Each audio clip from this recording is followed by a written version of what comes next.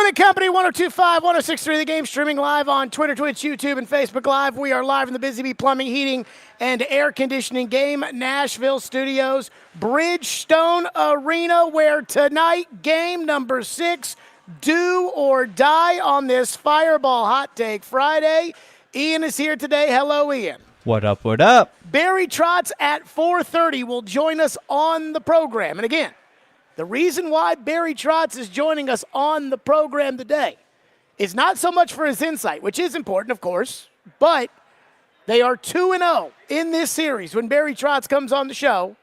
And so we're trying to keep the mojo going. We're going to try to make it 3-0 with a victory tonight that the Predators have to have. And on this Fireball Hot Take Friday, this is exactly where I want to start. I want to start on what is already, to me, I don't want to say an uptight building, but I can definitely feel like it's a bigger building today. And I don't mean physically like the building has gotten bigger or anything like that. It's just the vibe is different around here. Now, downtown is a freaking mess. The Predators are opening the gates at 3 o'clock, and I think they're doing that in large part because they know with everything going on downtown, they want every single person to get into the building ahead of time so that everybody will be in their seats at 5:45, where, yes, they will play the Run This Down song for those of you out there that give a rat's ass about that. And apparently on Twitter, there are a lot of you. They will play that song for you. And, again, you can spend your money on their cocktails and their popcorn, but that's not why they're doing it. I'm sure they're not against it. But that's not why they're doing it. They're doing it because they want a packed house at 6 o'clock for the puck drop, and Morgan Wallen's got a concert, and there's all kinds of other stuff. So, again, the gates open at 3 o'clock. They want everybody in the seats by 5:45. And let me just say this.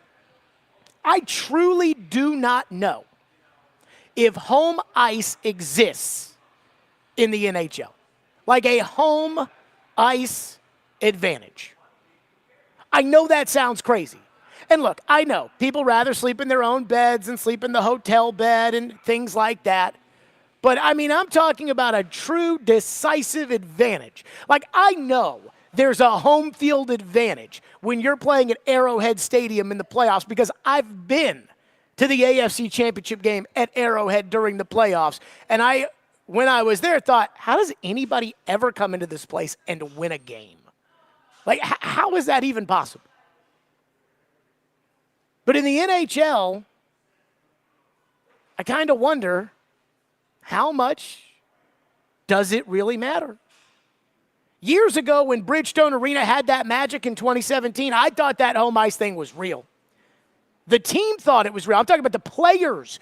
They thought it was real because they competed every single game the following season in 17 and 18 in order to get home ice for the playoffs because they thought that mattered. And then they lost 4 times in 2 series at Bridgestone Arena, 3 times, games 1, 5, and 7 at home against the Winnipeg Jets. Now, I don't want to relive that, but again, it's reality. During the high times of 2017, and honestly, I kind of hate being like, back in 2017, because every year we get further and further away from that, and it sounds further and further like we're just grabbing on for hope. But for reference, that year the Predators were 9-2 at Bridgestone Arena. The building was electric. They couldn't get a ticket. Fans were all... And we had Barry Melrose on the show, the great Barry Melrose, who is recently retired, but, kind of the number one analyst when it comes to hockey. And we had Barry Melrose on the show when everybody in town was buzzing about how big of a deal playing at home was, how big that home ice advantage at Bridgestone Arena was. And everyone was like, yeah, the fans, they power the team forward. And Barry Melrose was like, nah. This was Barry Melrose in 2017, and this pissed a lot of people off at the time, but this was what Barry Melrose said then. I don't think home ice is going to be a huge factor. If Nashville goes back and thinks just because they're at home things are going to change, they're wrong. It'll probably be more physical in Nashville than it was in the first 2 games in Anaheim. So home ice is great. If you have a Game 7, your owner gets to have an extra purse. But other than that, home ice does not mean much in the NHL. You still got to execute. You still got to play hard. It's nice having the fans cheer for you, but you still got to go out there and do the things we just talked about. And back then when they were 9-2 at home, it was like, blasphemy, Barry Melrose. But now that we're over that, we're over ourselves, We've basically got a decade of playoffs under our belt. You know, the Predators have made it, I believe, 9 out of the last 10 years outside of last year. Does home ice matter? 2015, 2-1. 2016, 3-2. 2017, 9-2. 2018, 4-4. 2019, 1-2. 2021, 2-1. 0-2 in 22. 0-2 so far this year, for a total of 21-16 at Bridgestone Arena. Take out that 2017 year, and it is 12-14. So does home ice matter? I have no idea if it does or doesn't. I can't tell you one way or another.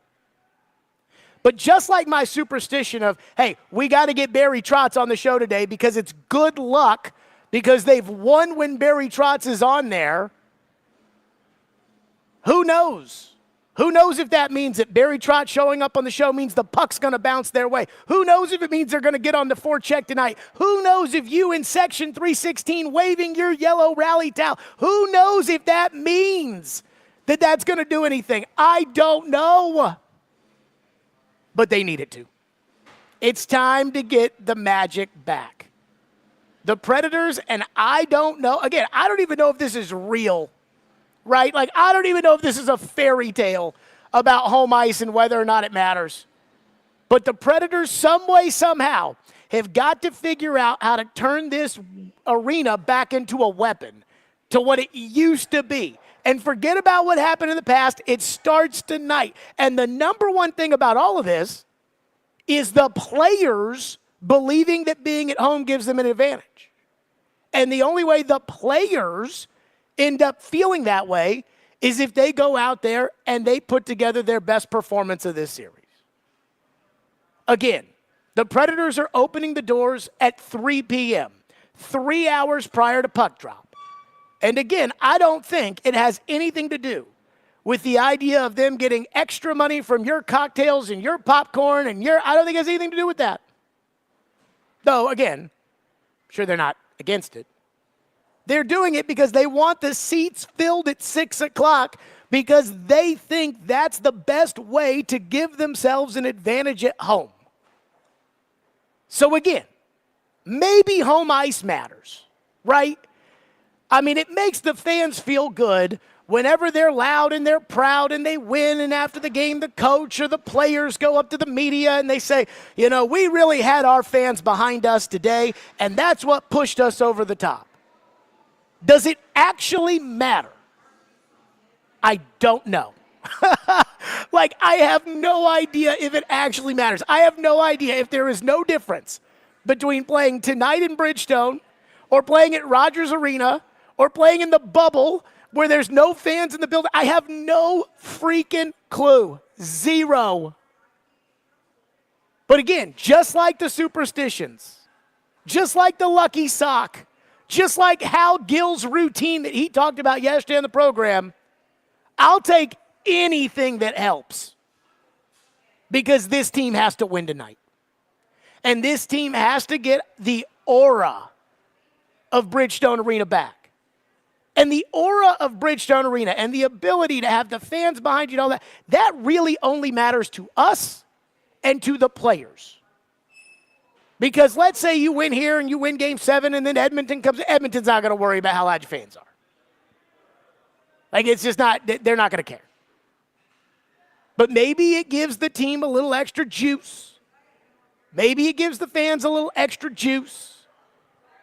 And it takes it back to that feeling that everybody who's wearing a gold jersey or a gold T-shirt has, which is kind of that feeling of invincibility when playing at Bridgestone Arena, because lately it hasn't been that way.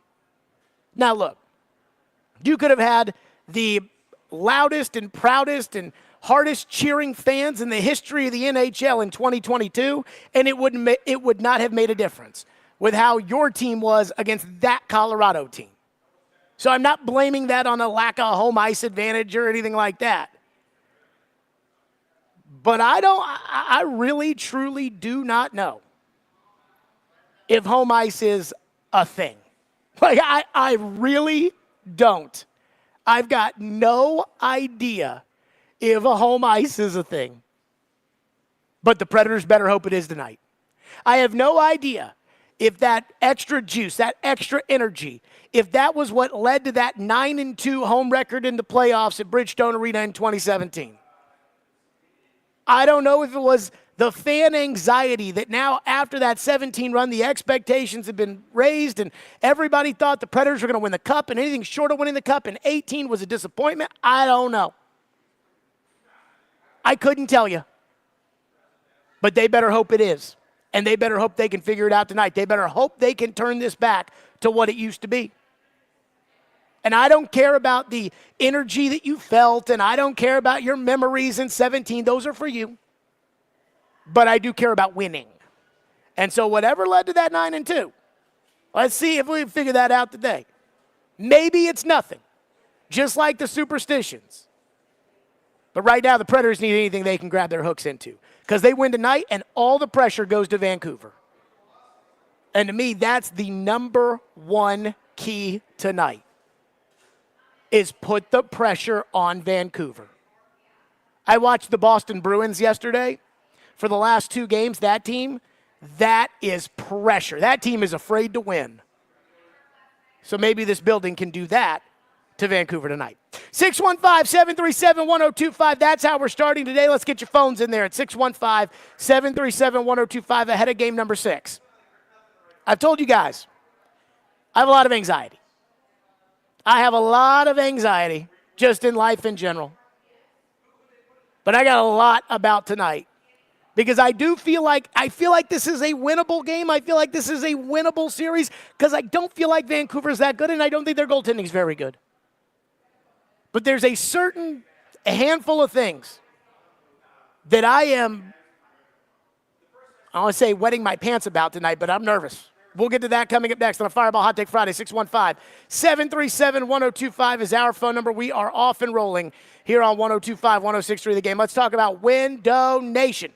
That's right. I had Window Nation out to my home for that free in-home estimate. They call it the free consult. And when I had them come on out, it was a fabulous experience. And not only was it a great experience, but it was really important, at least for me, because it gave me the faith that I could trust somebody coming into my home and not taking advantage of me, but saying, hey, here's what you need, because they told me I didn't need new windows. They're here for you. And their semi-annual sale is a big deal right now where you can get 50% off all windows along with no interest for 5 years, plus bonus savings when you schedule that consult today. If your windows leak, get foggy, or hot, and you're paying high utility bills, that's a big deal.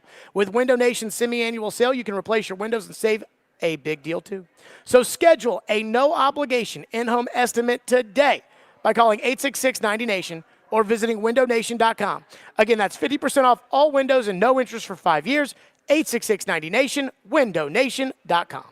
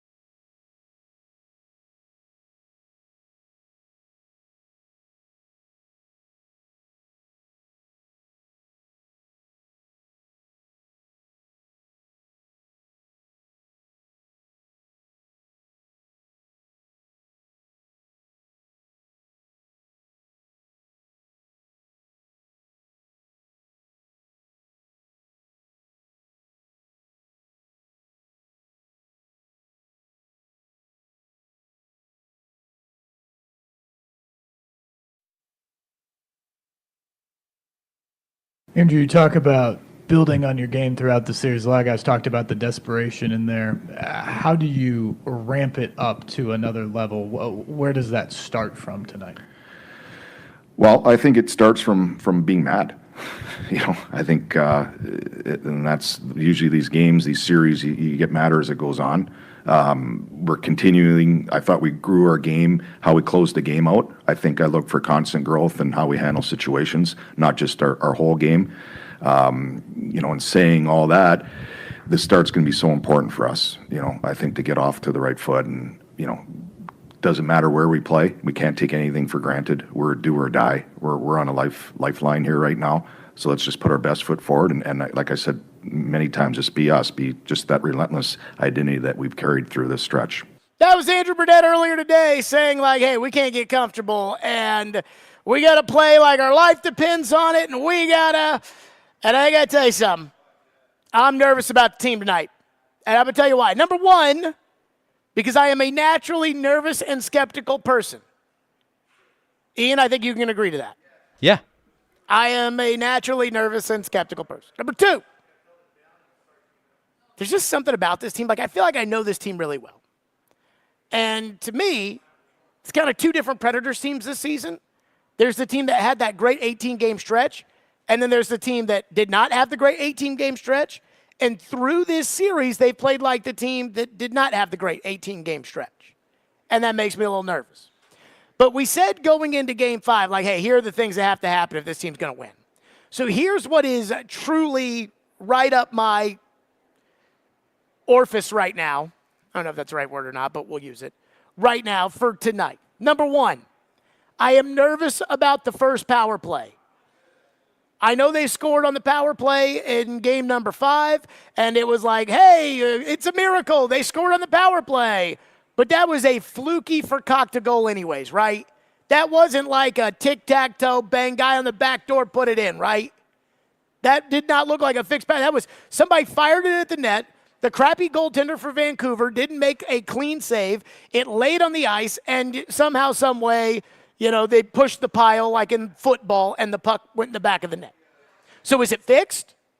Or is it going to be the same horrible problem that it has been for most of this series? Which, with this guy being the coach, given the fact that he is a power play savant, that to me is unacceptable. So I'm nervous about the first power play. When they get out there on the power play, are they going to be able to pass it around? Are they going to be able to move the puck? Are they going to be able to move their bodies around, get some pressure on Seeloffs? Because I think it's going to be Sheeloffs. I think it's going to be him in the net tonight. Are they going to be able to get some pressure in front of the net? Are they going to be able to, get some bouncy pucks, that kind of thing?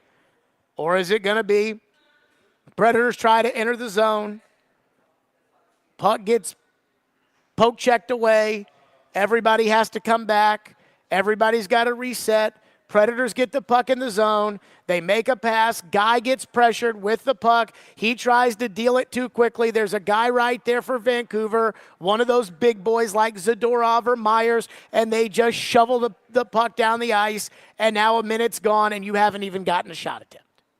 Which one's it going to be tonight? I'm nervous about that. Number two, I'm nervous about the penalty kill. Because Vancouver, when they have had a man advantage, whether it is on the power play in Game 3 or whether it is the 6-on-5 in Game 4, has been a thorn in the Predators' tush in this series, specifically in this building. They scored on their first shot last Friday after a stupid penalty. And then the Predators had to chase the game from there. I mean, just crazy. I'm nervous about the first goal. Again, I go back to that first shot of the game the other night when they got down 1-0 and they chased it the entire time. The anxiety level if they go down 1-0 inside the building will be at a 10. And I think there's probably a chance that the fans feel that a little bit. And the players feel it probably too. And then that allows Vancouver to pack it in. Now, there's been a lot that's been made about the fact that Vancouver doesn't have a lot of shots so far in the series, and it's because Vancouver's trying to protect their goaltenders. Well, if they have a lead, Vancouver can absolutely protect their goaltenders. If Vancouver does not have a lead, what's going on over there? Okay. Okay, if Vancouver doesn't have a lead, then they can't protect the goalie, and then it'll give you more opportunities to score. And then obviously, here's the one thing I'm really nervous about. I'm nervous about the Predators screwing up. This series, in my opinion, like let's say the Predators end up losing tonight, or they lose in Game 7. This won't be one of those woulda, coulda, shoulda series like 2018 against Winnipeg, where it's like, I truly feel like if they had won that Game 7 here, if Pekka hadn't puddled himself in the first period, and they had won that Game 7 here, I think they probably would have won the Cup. You know, we don't look back at, say, the bubble against Arizona, and they never should have lost there. But we don't look back at that bubble against Arizona and say to ourselves, man, I tell you what, if they had gotten past Arizona in the bubble, they could have gone all the way. Nobody says that because nobody believes that. And so we probably won't look back on this season and think, man, if they had just not crapped away games 1 and games 4 against Vancouver, then they would have been able to go win the Cup. But I do think that we'll look back on it the same way I look back on the 2015 Chicago series, which is, man, if they had just taken care of business with a 3-0 lead in Game 1 and they hadn't blown it in Game 6 and they had won the overtime game in Game 4, they would have knocked off Chicago and ended up winning the Cup that year. And I really mean that. And this team just seems to have I don't say problem, but this team seems to have a little bit of that Opie Taylor in them. Like it's just wrong place, wrong time, just aw shucks. And like it's Game 6, babe. There ain't no time for aw shucks. And so again, not to make the entire program today about my anxiety surrounding a Game 6. But there's a lot, it's like Thanksgiving where there's a lot to be thankful for. I'd say in this instance, there's a lot to be nervous for. And trust me, I'm nervous. 615-737-1025 on a Fireball Hot Take Friday. Our phone lines are driven by WilsonCountyHyundai.com. I do want to get this out. I was talking about home ice in the first segment about whether or not home ice is a real advantage or not. Adam Vingan texted me and said that as far as the NHL playoffs are concerned, home teams are 19-21 in the playoffs. So, I mean, like, that's bad. Like, so it's not like there's this huge advantage everywhere else. Justin says, I always think of Floyd when we have a home ice and a home playoff game discussion because Floyd used to always say home field ice. And what's crazy is that I actually meant to make that joke in the last segment. Like I meant to make a quote-unquote home field ice joke, and I just forgot. And I will tell you this. I used to love it. He'd say home field ice, and then I'd laugh, and then like Twitter would go crazy with some of these boo-hoo crybabies that would be like, how dare 1025 have an afternoon show where the host says home field ice or would occasionally call the puck a ball. I'm like, I think for a football guy talking about hockey as much as we did back then, Floyd did a pretty good job of it. So yes, tonight, they need the home field ice.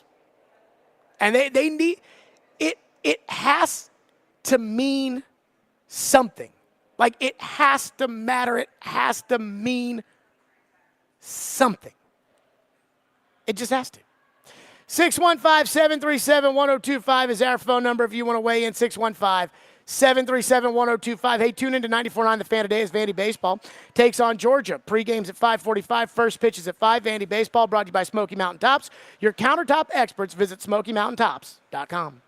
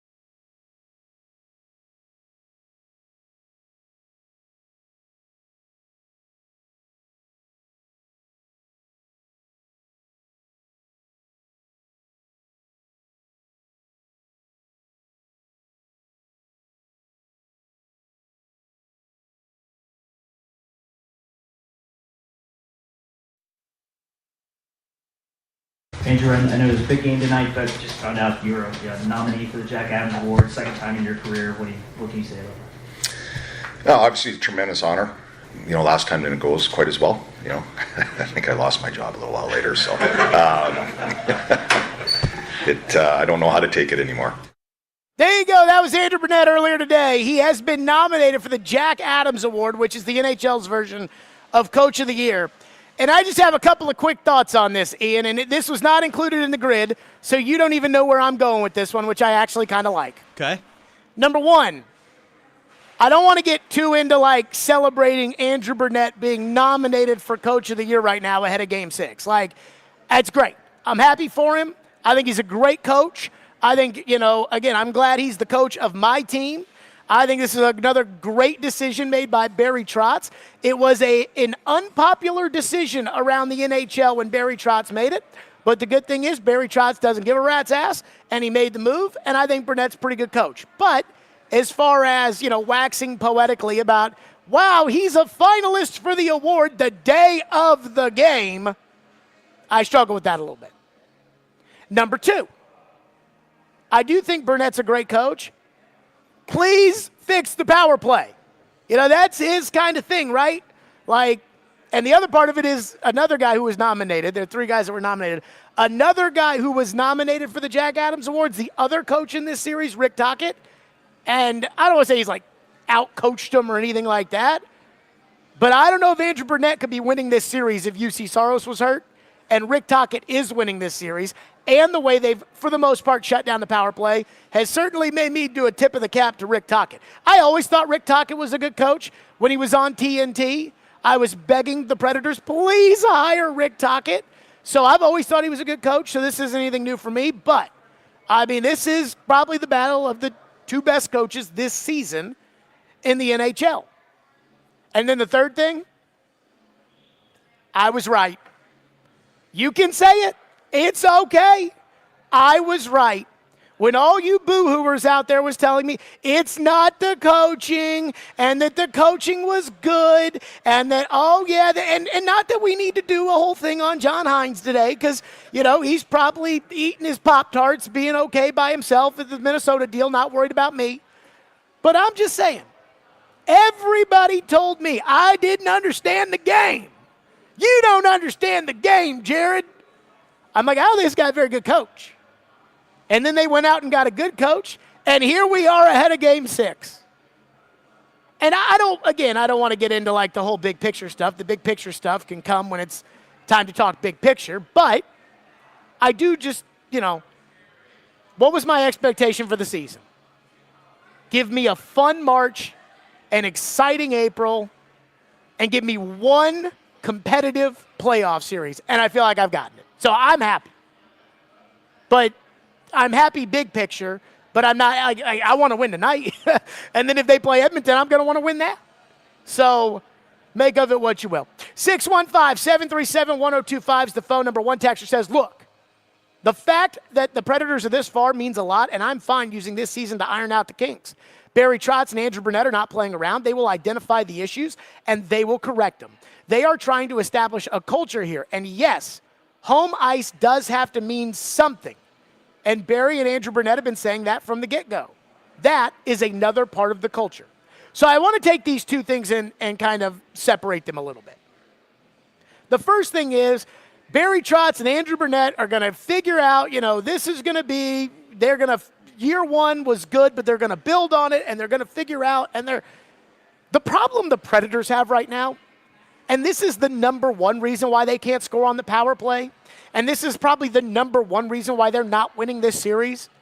The number one reason that the Predators are probably a tick below Vancouver right now is because the Predators don't have that high-end game-changing forward.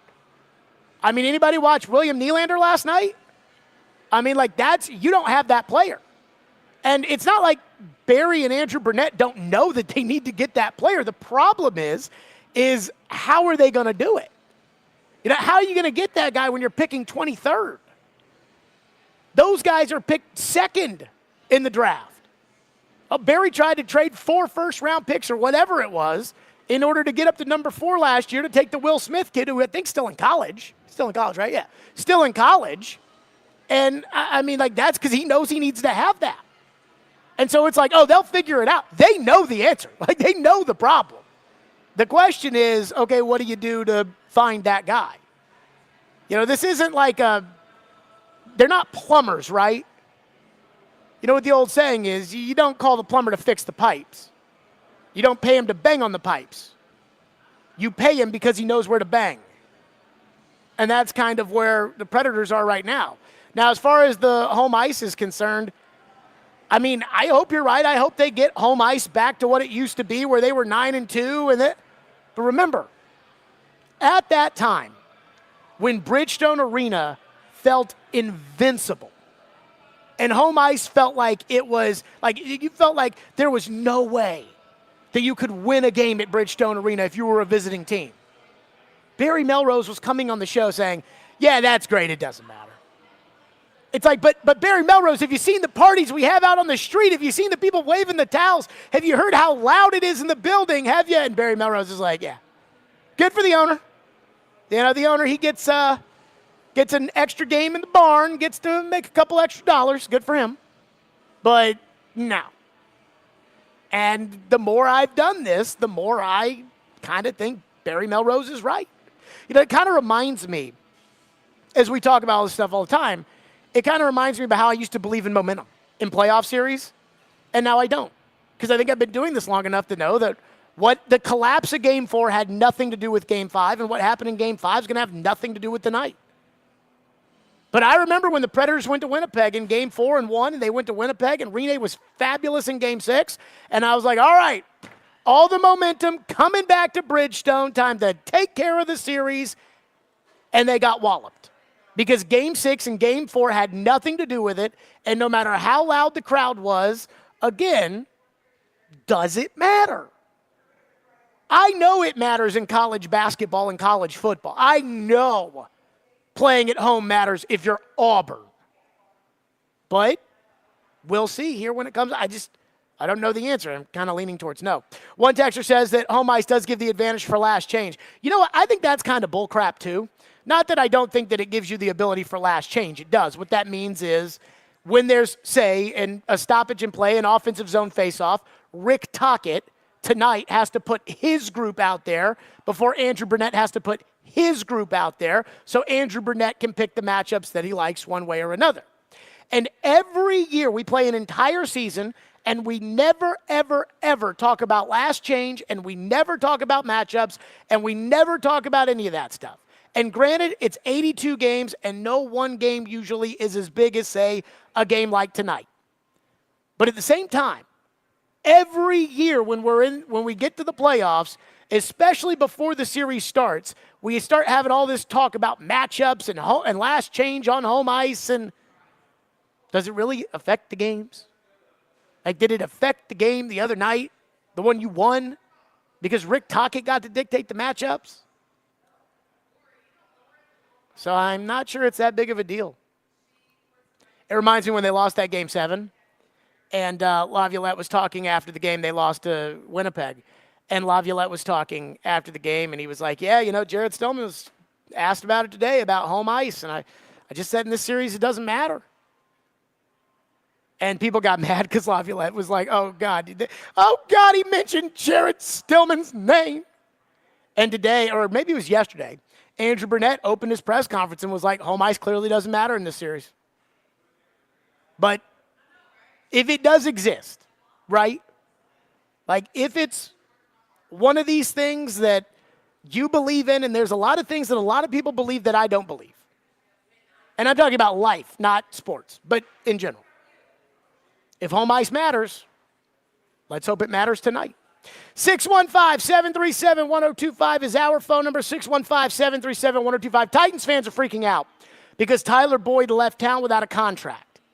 My reaction to that, what it means, we'll do that coming up next. Here on the program, Barry Trotz will join us at 4:30. Join 1025 The Game for Kubota Orange Days at the grand opening of Coleman Tractor of Nashville's newest location tomorrow. Stop by anytime from 9 a.m. to 2 p.m. for demos, deals, giveaways, and lunch from 11 to 1. And 1025 The Game will be on site from 10 a.m. to noon, so stop by and see us at Coleman Tractor of Nashville's newest location, 721 No, excuse me, 7221 Whites Creek Pike in Jolton.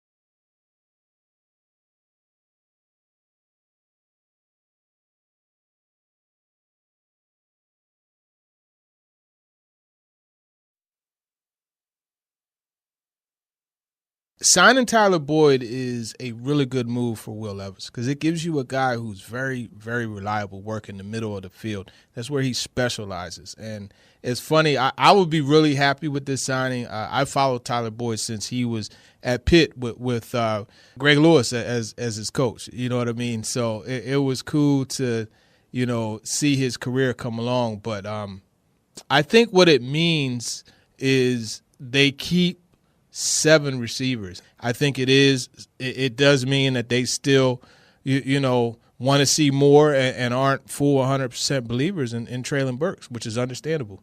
That was TD yesterday on the program talking about Tyler Boyd. That was when Tyler Boyd was visiting the Titans.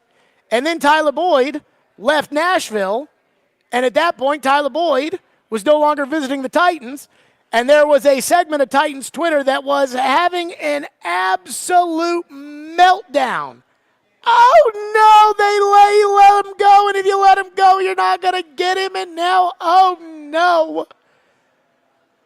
And I don't think it's that big of a deal, and I'll tell you why. I'm not reading too much into it because he only would have signed yesterday with the Titans if they had offered him so much money that he couldn't say no.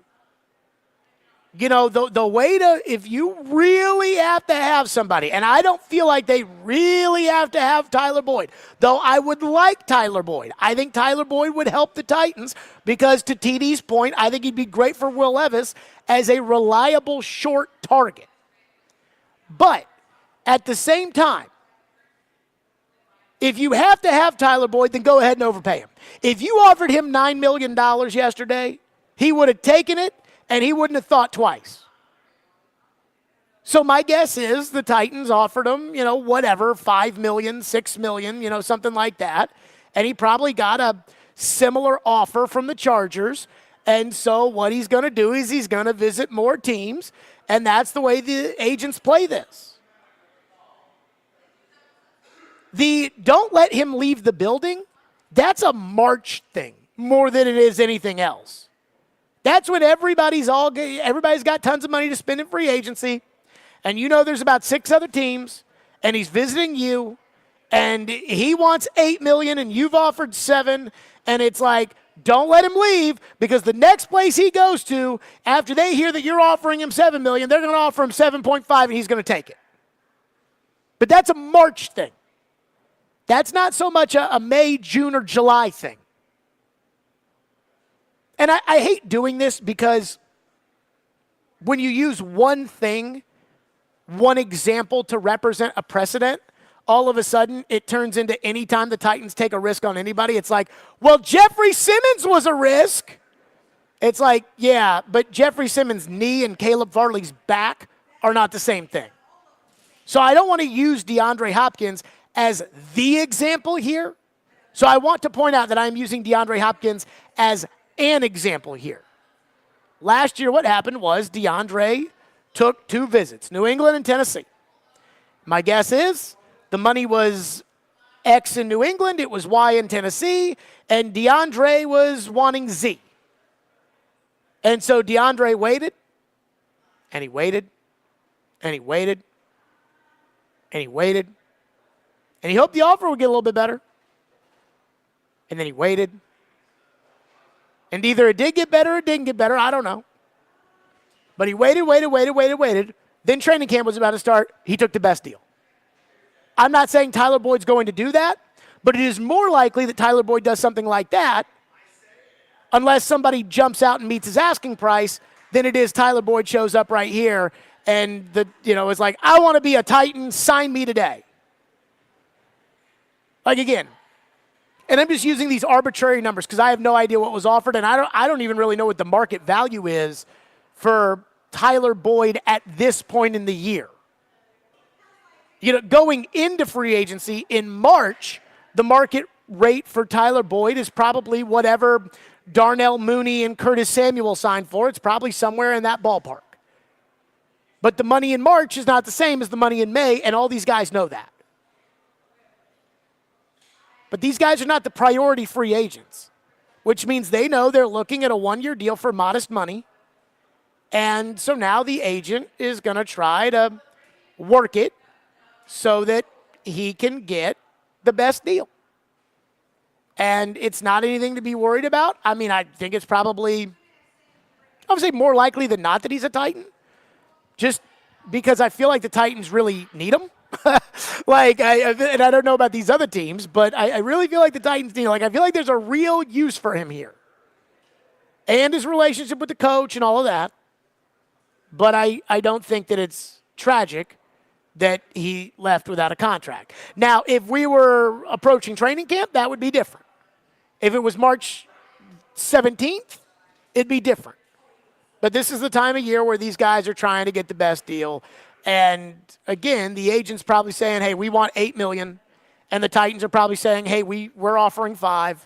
And so it's like, all right, we're going to try to go get some more offers. And then the other thing that happens is this.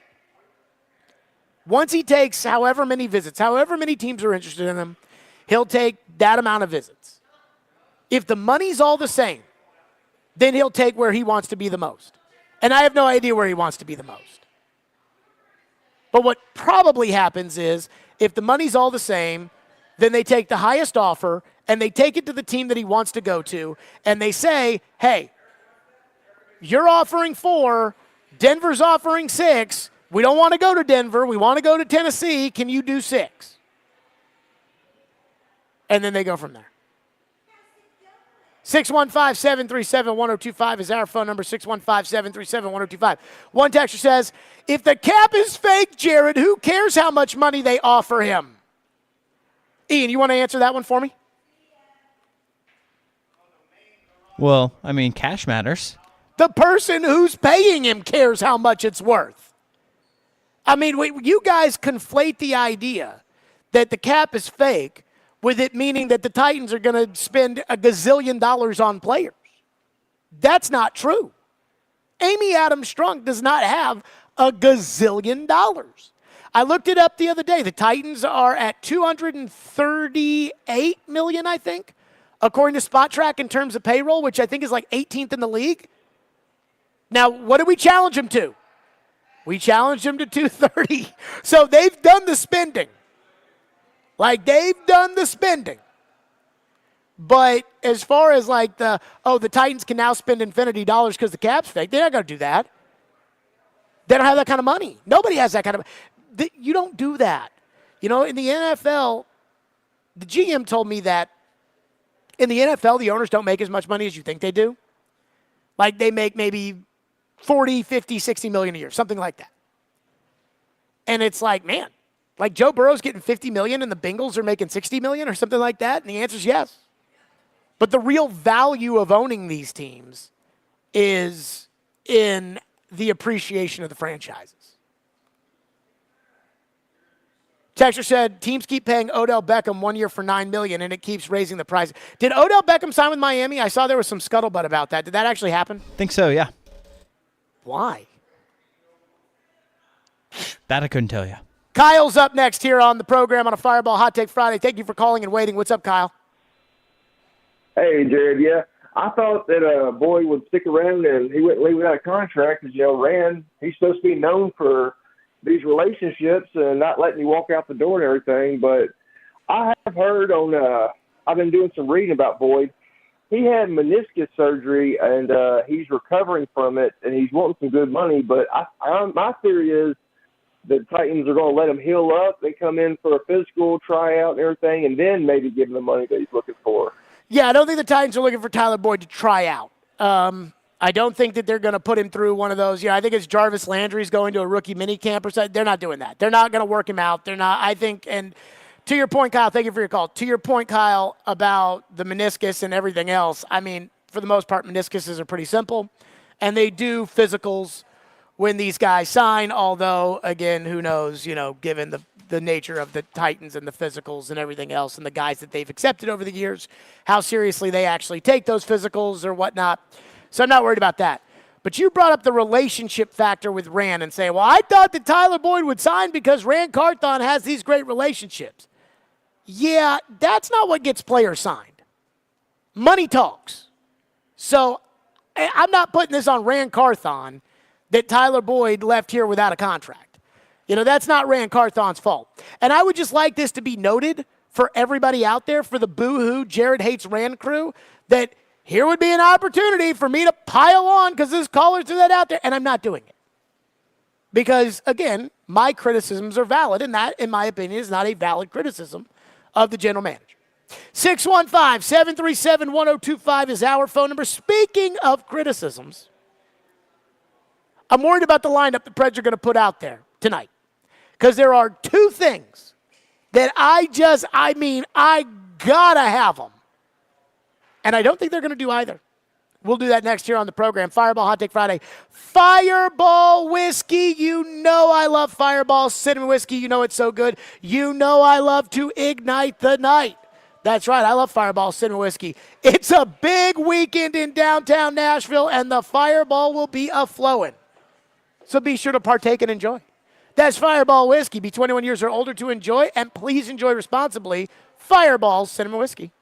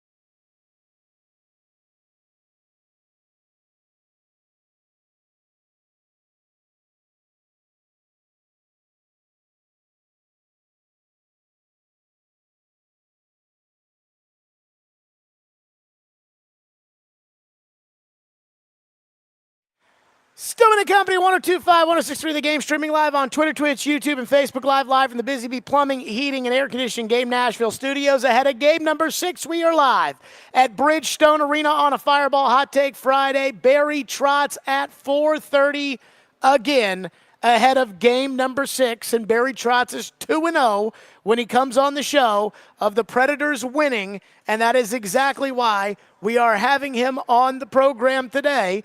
As much as we love his insight, we don't want to break up the mojo here, and that's the most important thing. Now, when it comes to the actual people on the ice who matter and will affect the game, I have my own opinions about the lineup. And I got to tell you, I'm worried they're not going to do either. There are two things I think have got to happen tonight. Number one, it's time to scratch Tommy Novak. I know they don't want to do it. I understand why they don't want to do it. I get it. He's got offensive skill. And again, last time I checked, the way you win in this league is to put the little black puck into the little white net. And he can do that. He's got offensive skill that other guys don't have. The problem is that, well, he hasn't done any of that this series. He hasn't really gotten close to doing any of that this series, and it doesn't look like he's going to do any of that this series, which makes me kind of nervous that it's going to be somewhat of a problem. And he's getting dominated physically, and he doesn't help you on the penalty kill, and he doesn't really do much on the second power play unit right now. And so while I hate the idea that you just signed the guy to a $3 million 3-year extension, $3 million per year, but a 3-year contract extension with the hope of him being, somewhat of a core player and sitting him down, what kind of message does that send after you just signed him? At the same time, I'm like, I don't know if you can play in this series right now. And it's like, it's game 6. We don't have time for hurt feelings. But when I listen to Andrew Burnett, again, these guys really don't give much away, when asked about lineups and things like that. But when I listen to Andrew Burnett talk about Tommy Novak, it sounds like Tommy Novak's playing. Andrew, with Tommy Novak, seeing him playing on the first power play at practice, what are you hoping to see from him tonight? But more importantly, on special teams, what do you want to see him execute well? Yeah, I think he's having a little bit of a hard time. They're doing a really good job. In some of the games, I've lost him a little bit. Obviously you're winning late in games and things like that. Maybe it doesn't fit his style of play. When Tommy's really skating is when he's really dangerous. And I think there's times this series where he really skated, didn't get rewarded. And there's times that I think he can skate more and just a little bit more from him. And maybe the power play, maybe you make a play, and it catapults him kind of like it did during that stretch where, maybe he was not producing at the level he's used to, and he got a couple and then he took off. So that's what we're waiting for him to do. They're hoping that their home run hitter is going to go up there and hit a home run. And Tommy Novak's kind of like that guy on a baseball team. Now, again, he's not going to bat third. He's not hitting cleanup, and he's not a 40 home run guy.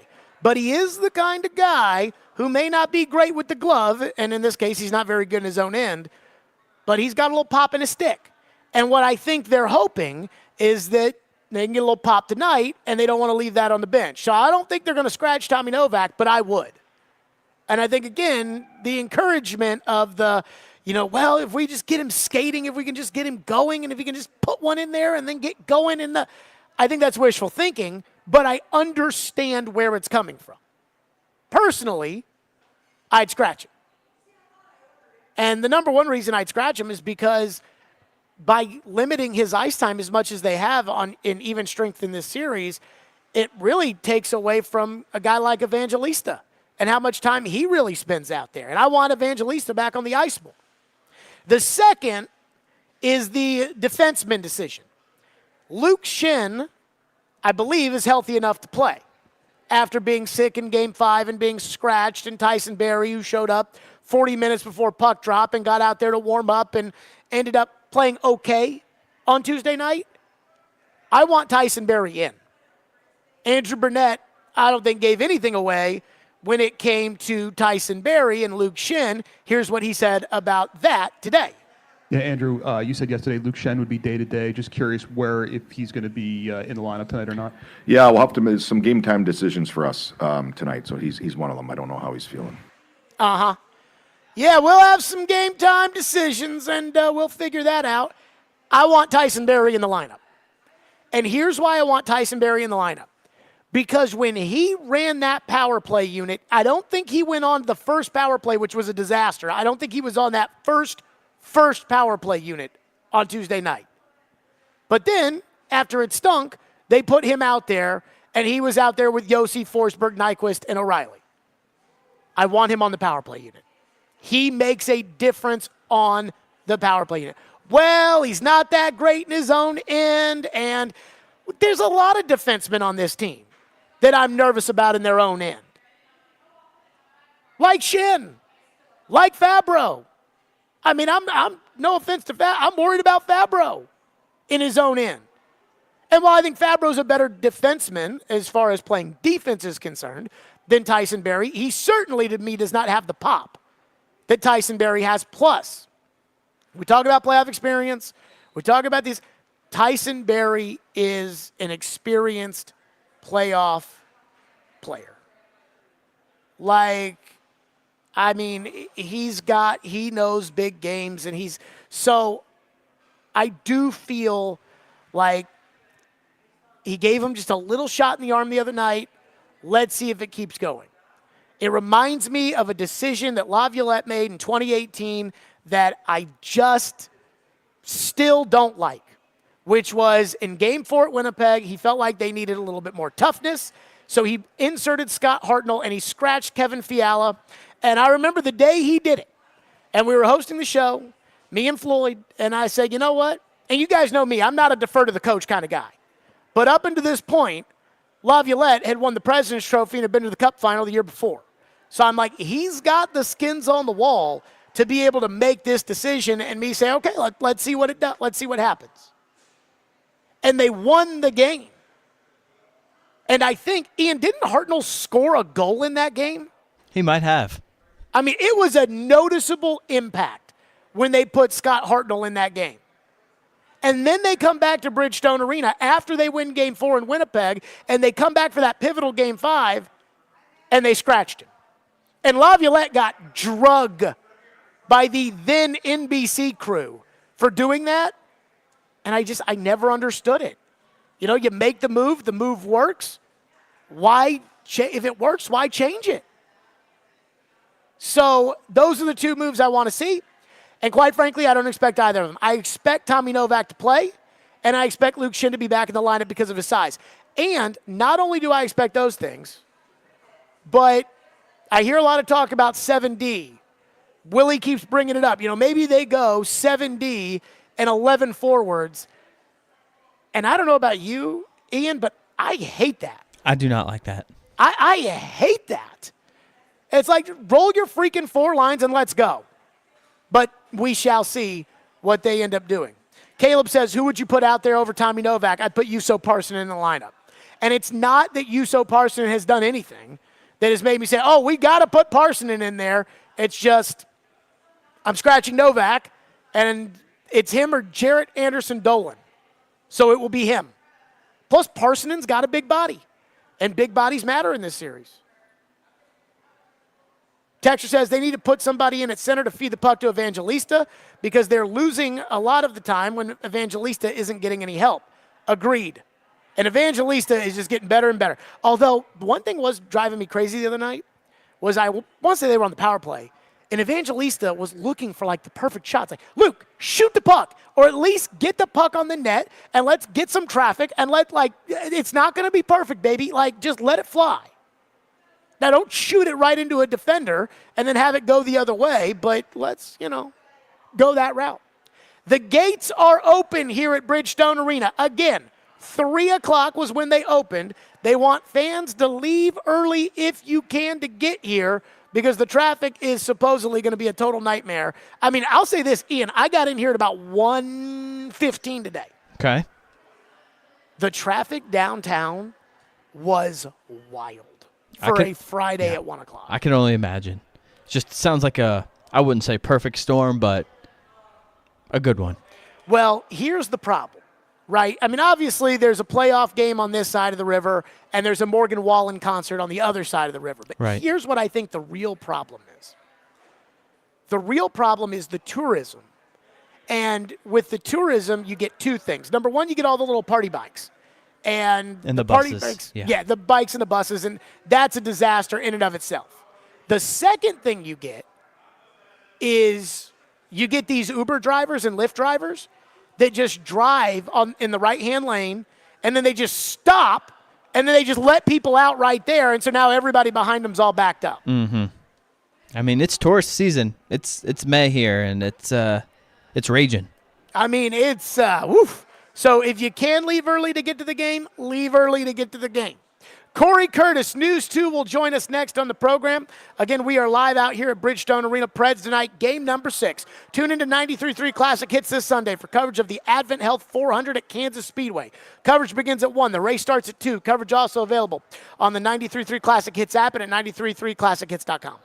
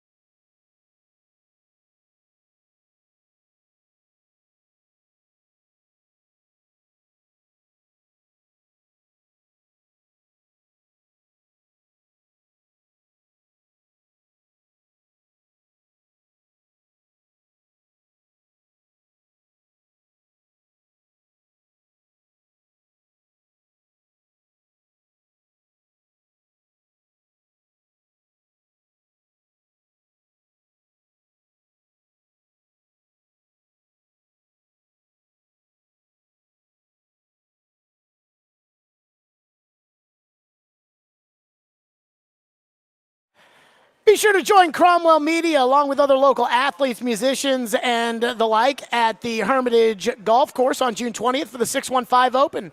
Make a difference while supporting Souls for Souls, because every $20 raised goes to a new pair of shoes for a local child experiencing homelessness. Sign up to play or sponsor at 615open.com.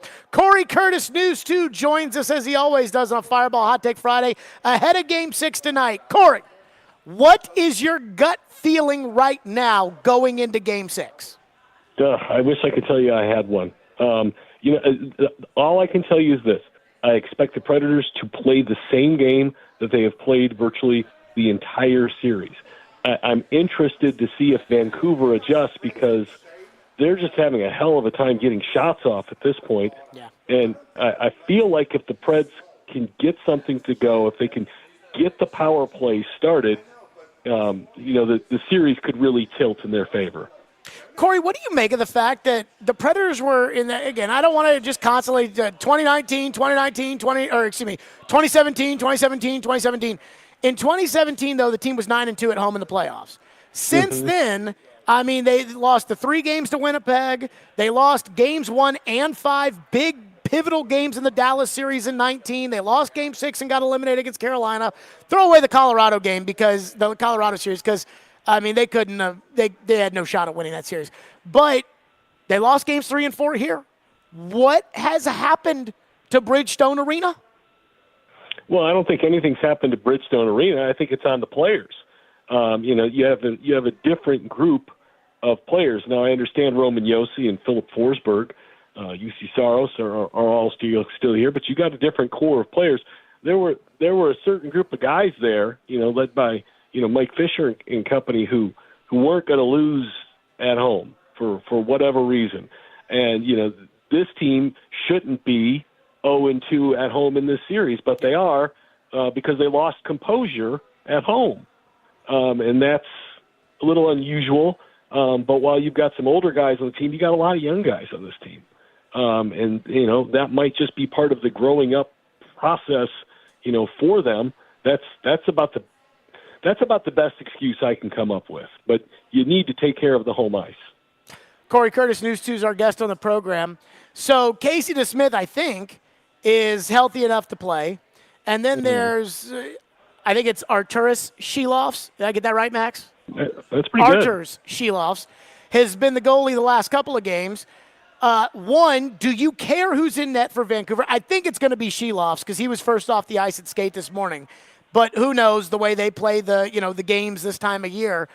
Do you care who's in net for Vancouver? And if you do, which one do you think the Predators would be better off facing? I really don't, because I don't think it's made much of a difference in this series. I would like to see the Predators get some more prime scoring opportunities no matter who's in the net. I understand there's a priority on putting pucks on the net, and we always like to say that no shot is a bad shot, and there's a lot of truth to that, because you look at Roman Josi's goal the other day, that was not a thing of beauty, but it found its way in. But I think if they could set up some more prime scoring opportunities, no matter who's in the net, they might have a better opportunity of getting something across there. But as long as they're continuing to dominate puck possession and keeping the puck down there and putting pressure on them and not allowing the Canucks, that's more of what I'm concerned with than DeSmith versus the other guy. So the thing I think about both guys is I think they're allowing a lot of prime rebounding opportunities for the Predators to put the puck back in, but they're just never – it seems like the Predators are just never there to clean the mess up. And I think some of that is by design, because I think what Vancouver's doing, the reason why they shoot it 20 times a game is I think they're protecting the goalies so that when there is a rebound with either guy, then they've got their big bodies like Zadorov and Myers and Soucy and those guys that are in front of the net to clean it up.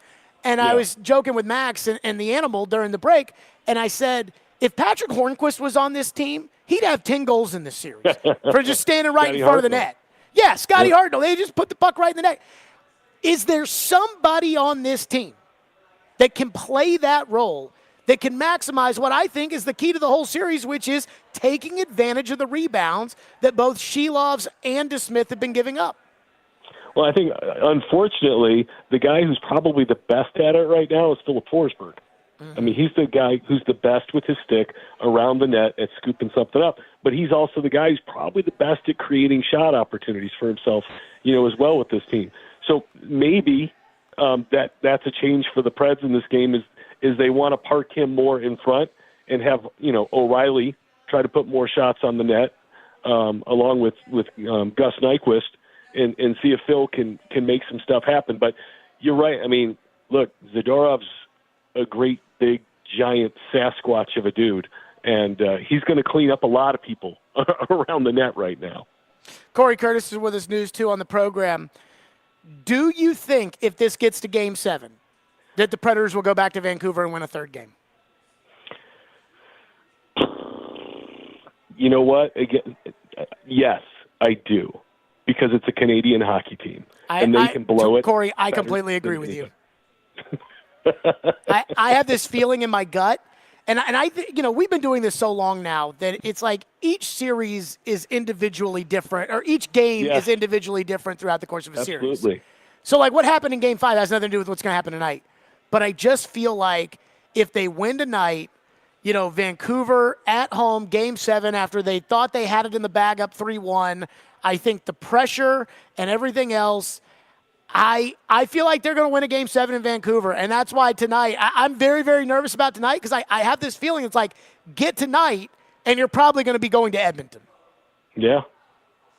I just remember all those Canuck fans carrying Stanley Cups after winning Game 1. And I was just like, you guys are putting the cart a little bit before the horse here. This is a long grind to get there. Plus, we'll see. That 2 of 19 on the power play so far. Let's see, if they end up playing Edmonton in the next series. Let's see if that continues on path. Corey Curtis with us, News 2. What do you think about lineup changes? If you were the coach, would Novak be in? Would Barry be in? Would Shin be in? How would you manage it?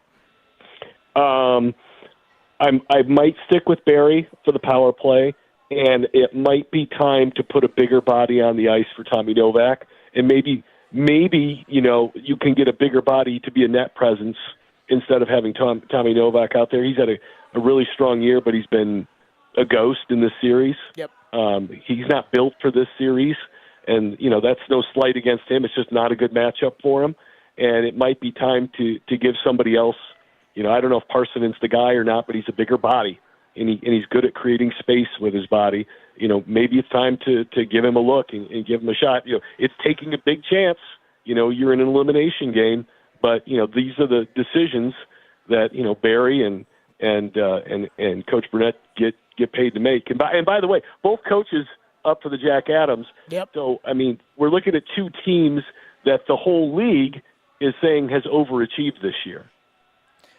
When I would watch Rick Tocchet on TNT, and John Hines was the coach of the Predators, I used to sit there in front of my TV thinking, why can this guy not be my coach? He's good. He's a good coach.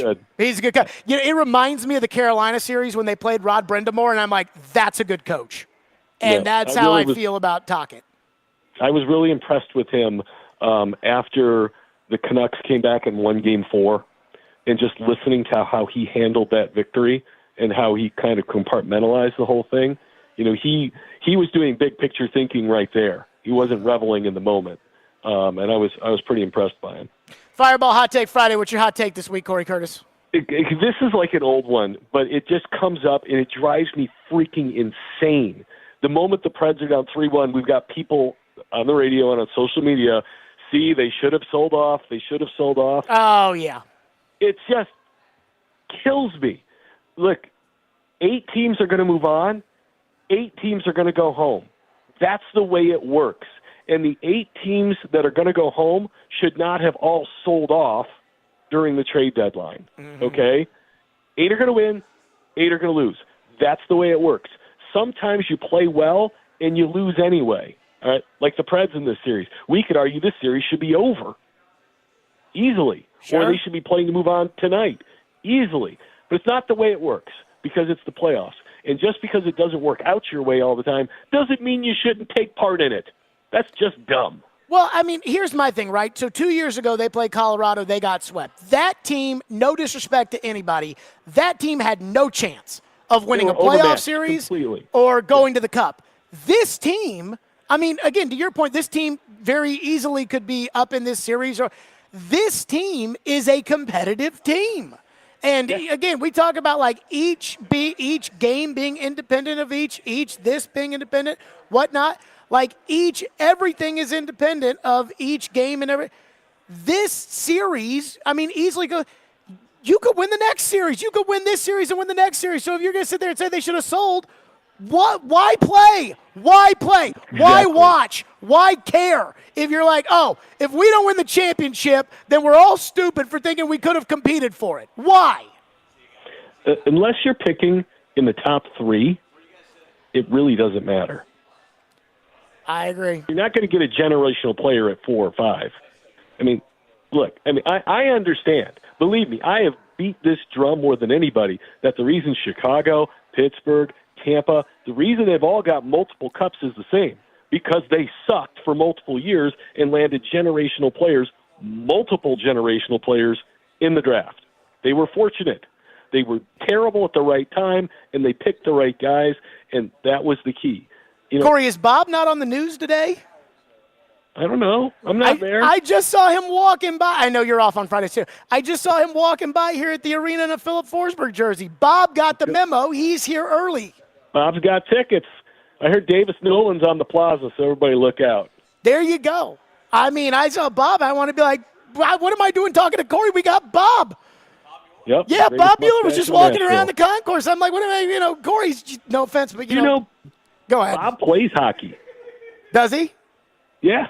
Yeah. So then why are we talking to you? We should be talking to him, getting a breakdown. You should. Far greater man than I am. Okay, I'm going to put you on the spot right now, even though I already asked you for your hot take. Who wins tonight? What score? 3-2 Nashville. Oh, okay. I hope you're right. Corey Curtis, News 2, as always on Fireball Hot Take Friday. Corey, great stuff. Appreciate you, bud. Have a great weekend. That makes me feel a little bit better. I'm not going to lie to you guys. I'm anxious. And I wasn't anxious and nervous before Game 5. At least I don't think I was. Ian, did I Tuesday seem anxious, nervous? Well, I think you pretty much expected them to lose. No, but remember at the end of the show, I said they were going to win. Yeah, I guess maybe you did say I think I have a feeling they might win tonight. I don't know. I think you were reserved for the series to be over, so probably not as nervous as tonight. No. I thought it was something like that. I did say that on the radio yesterday. Yeah, it was me. So yesterday on the radio when we said people needed to come early, I joked with Hal. I said that Max Hers will be signing autographs. We have 2 fans that are here early. Congratulations, by the way, on getting here early. But have dropped off 2 white napkins for Max Hurst to sign autographs. Max, personalize them, best wishes. These people need good wishes. Man, what have we gotten ourselves into? This is the anxiety that's like taking over. This is why people love the draft show so much, is because the anxiety gets through the roof. I don't know what's going to happen, and I start going crazy. Apparently, that's what's going on here. 615-737-1025 is our phone number. Coming up next, executives around the NFL had some things to say about the Titans draft. I was surprised. We'll get to that next. Stillman & Company, 1025, 106 for the game.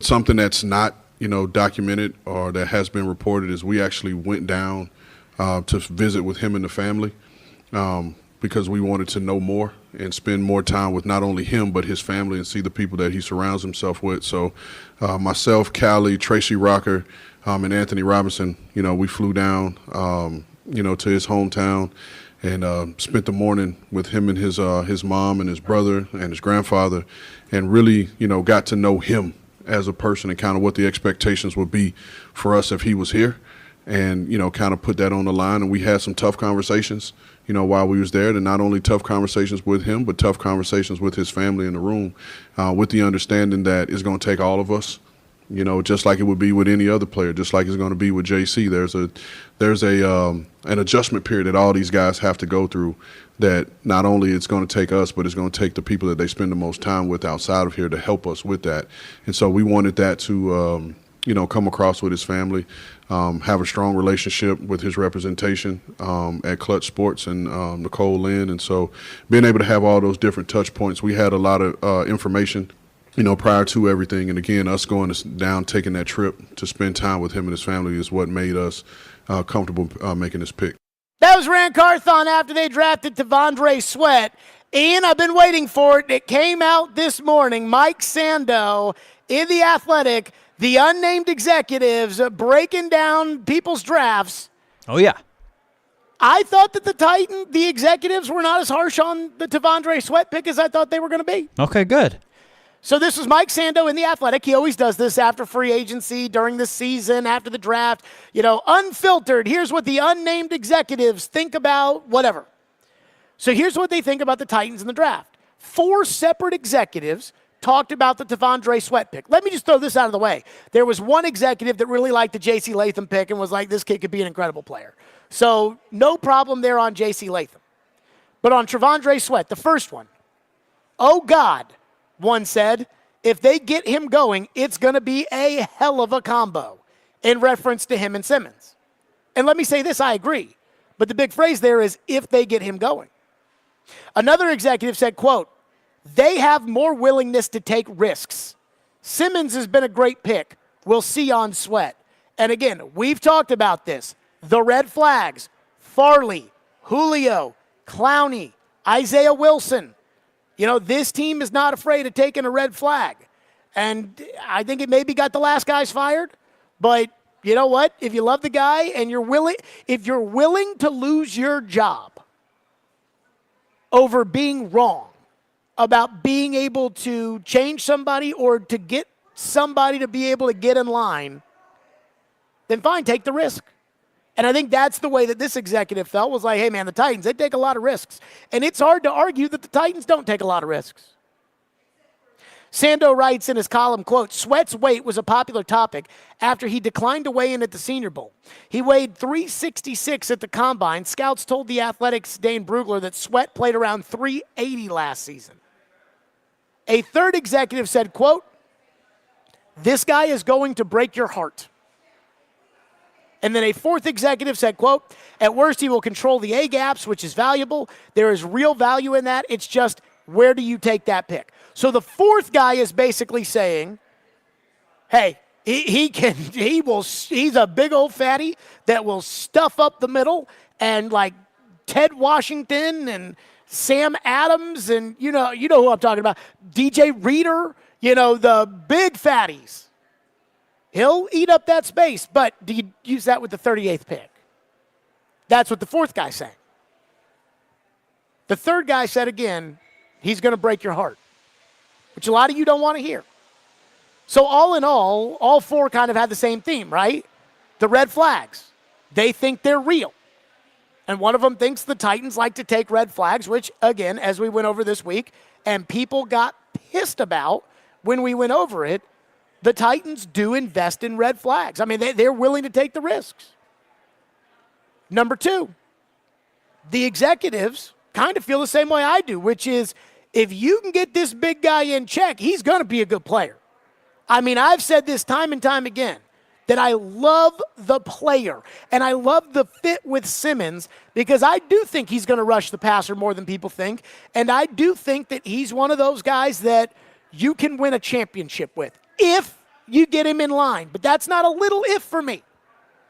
That's not, O.J. Simpson wrote a book called If I Did It. And when he lost the rights to the book to the Goldman family after he lost that criminal trial, the Goldman family took over the publishing of the book, and they made the word if as little as possible so that the cover looks like I did it. Well, that's a little if. I'm using a big if. That's a big if you get him in line.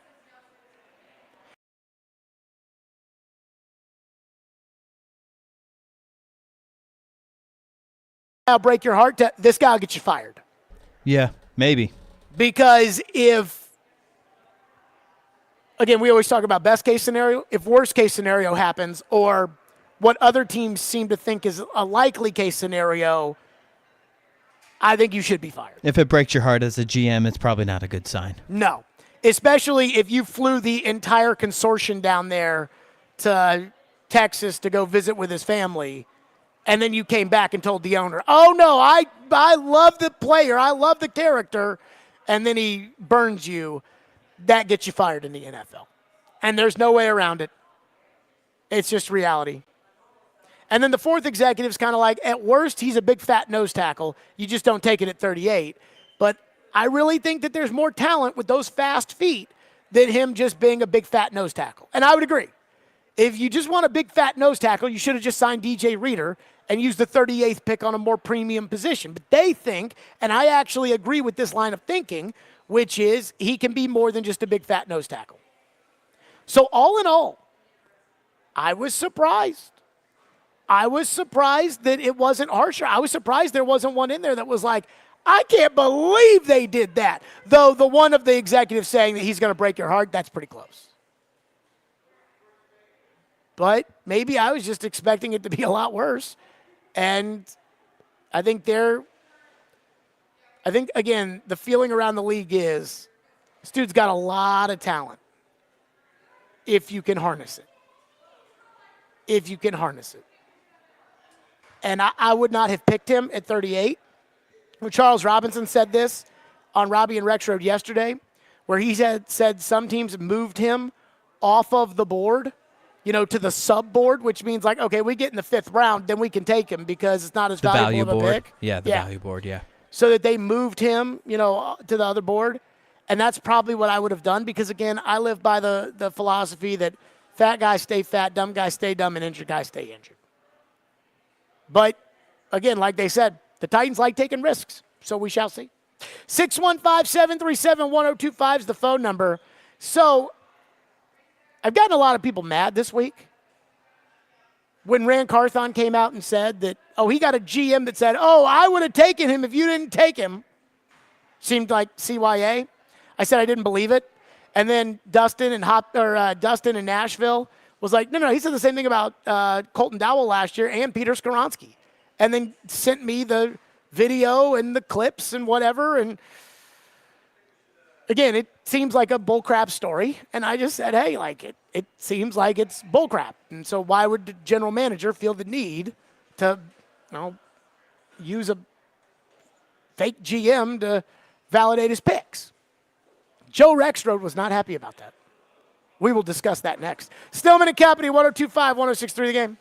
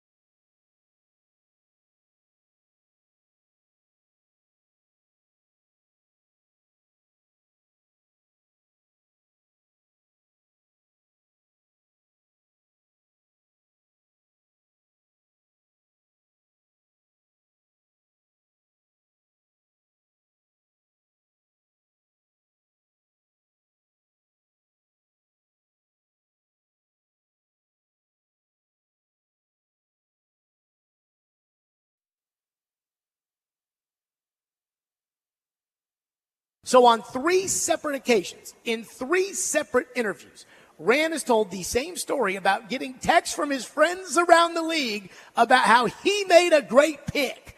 And so, am I really supposed to believe that every time he makes a pick, some general manager texts him and says, oh, I was going to pick him? Because that seems kind of far-fetched, especially when it's Skoronski, Colton Dowell, and Tavondre Sweat. The Colton Dowell one is interesting there. I mean, how would like our head coach coveted this guy? So why'd you take him in the 6th? See, that one makes me think it's the truth. Like who would even no one was ripping him for Colton Dowell. Who cares? So does it another wonderful investigation by Jared. Adding up. So you think he's telling the truth? I have no No. idea. I need a yes or a no. I have no idea. This is binary. Jared, do you think that GMs don't constantly text each other about crap like this? Like every time I do a fantasy draft, I bitch about every time someone's like, oh, my God, you seriously took him? He was my next pick. That's all I do in a fantasy draft. That was Robbie and Rexro this morning, and Joe would not answer the question. He would not answer. You heard me right there. I said, so do you believe that he's telling the truth? Do you believe that the same story that he told about Tavondre Sweat is the same story that he told about Peter Skoronski, is the same story that he told about Colton Dowell? Do you believe it? And Joe would not say yes. In fact, they came back from break, and I texted Robbie because Joe was just, every time I go on there, even without me, I give them an extra segment of talking points. And I said to Robbie, I texted in all caps, for the record on the air, I need to know if Joe believes Rand Carthon or not. That's all I need to know. Yes or no. And Joe even then wouldn't answer the question. Joe's response was, quote, I need him to stop using the text line during our show. Which is also, by the way, an unfair ask because during Jared versus Joe on Wednesdays, Joe's in the text line. So, he's saying don't do this. And this is what I love. It's just classic deflection, right? He knows it's bullcrap. Like, he knows it, but he won't say it. Because then he knows if he says it, it'll give me the satisfaction of being like, see, even Joe said it. And that's what's happened for the most part with this, Rand Carthon GM friend texted me, said he would take the pick. I did a straw poll yesterday of the text line when we did this. 50% of the text line thinks Rand's lying. 50% think that Rand is lying. 40% from my straw poll, which apparently is how Ian, our state government, does business anyway, so why can't we use it on the show? A. Everybody say aye. All right, ayes have it. 40% of my straw poll think that Rand's lying, but they were mad at me for bringing it up. And then 10% was mad at me, and I have no idea if they think Rand's lying or not. I have no idea if they think he's lying or if they just, go ahead, just whatever. It's like nobody actually believes this. And if you want to get mad at me for bringing it up, don't get mad at me. Get mad at the person for telling such a far-fetched story 3 times to back his pick up. Everybody's crushing you for this pick. And it's like, well, I had a GM text me saying that, oh, no, I couldn't have traded down for this pick. Who? Who's GM? Let me say this so that there is no ambiguity, no deflection, unlike a certain one of our 2 morning hosts. Let me say this. If I see that text message, like let's say that they show me a text message and Adam Peters of the Commanders texted Rand and said, good pick, I would have taken him at 50, whatever. Okay, then I will apologize. I will admit it. I won't say who it was that texted him, but I will, hat in hand, 2 o'clock the day that I see it, apologize. But I just don't buy it. And when you say, why would he do that? The answer, generally speaking, is that's what insecure people do. Well, why does Rand Carthon care about what everybody thinks about his picks? I don't know. But I remember last year when people didn't like Will Levis, and he said at that press conference, we need to be positive. This is the best night of their life. They're getting picked in the NFL draft. And it was so embarrassing and so insecure that even Vrabel sitting right there was like, yeah, if this is the best night of your NFL career, you probably didn't have a very good career. Like, come on now. I don't mind. And then you're going to say, oh, this is you just trying to go up. No. If you say something, if you offer it into evidence, and it looks and smells like bullcrap, I'm going to call you out on it. I don't care if you're the GM or the coach or whoever. I like Vrabel plenty. I didn't have anybody that said, you hate Vrabel, until Vrabel got mad at me for those New England comments. I didn't have anybody ever say that. But I used to call Vrabel out on his stuff all the time, too. If I think you're lying, I don't, come on now. 615-737-1025. Again, I'm reading through the text. It's all the same. It's, again, on this show, because I was reading the text this morning, the text line blew up on Robbie and Rex Road. And again, my straw poll of when we did it yesterday was 50% think Rand's lying, 40% think that Rand's lying, but they're mad at me, and 10% just mad at me. This morning on Robbie and Rex Road, when I looked at the text line afterwards, it was like 95% just mad at me. It's amazing. These people that are like, why do you put Jared on the air? And I said to Robbie today, I saw him at the arena, I said, did that blow your show up? He's like, yeah, it did. Like that was the topic that got everybody all worked up and everything else and whatever. One texter says, I believe 100% that Rand lies 80% of the time. I'm not going to say that. I'm just going to say, like, this will be the first time that we've caught Rand fibbing. I mean, I'm trying to think off the top of my head because there have been a couple. I mean, especially when he got up there and said that the ball didn't bounce their way. I thought that was embarrassing. That was embarrassing. That's what he thinks of the fan base. Woo. I'm just saying. You know what OJ would say? I'm just saying. Take care. 615-737-1025 is the phone number. This one texter's all mad because I'm not talking about the Predators. We will talk about the Predators coming up next because Barry Trotz is joining us at 4:30 to keep the mojo alive. Again, 2-0 when Barry comes on the show. But I feel like tonight is different than every other game so far in this series. I'll explain why and how, and we'll do it next. Let's talk about Twice Daily. That's right. I love Twice Daily. Twice Daily is my go-to spot. I was at Twice Daily earlier today, and Twice Daily has all of your cravings, and you can save on every single visit. Stop in and get rewarded with Twice Daily. I got rewarded today. I showed them my app. Bing. They scanned it right there off my phone. It was great. All you need to do is join that Twice Daily Rewards program to unlock special discounts, savings, enter their sweepstakes, and so much more. Try their new wraps, the Italian, the ham and cheddar, the turkey and Swiss, the Nashville hot chicken, and they're all made to order with your favorite toppings so that when you download the Twice Daily app, you can order ahead. Or at Twice Daily, it's snack time all the time, and they got favorites like chicken fingers, tater rounds, and new pretzels. So Twice Daily, get there, download the app. What are you craving?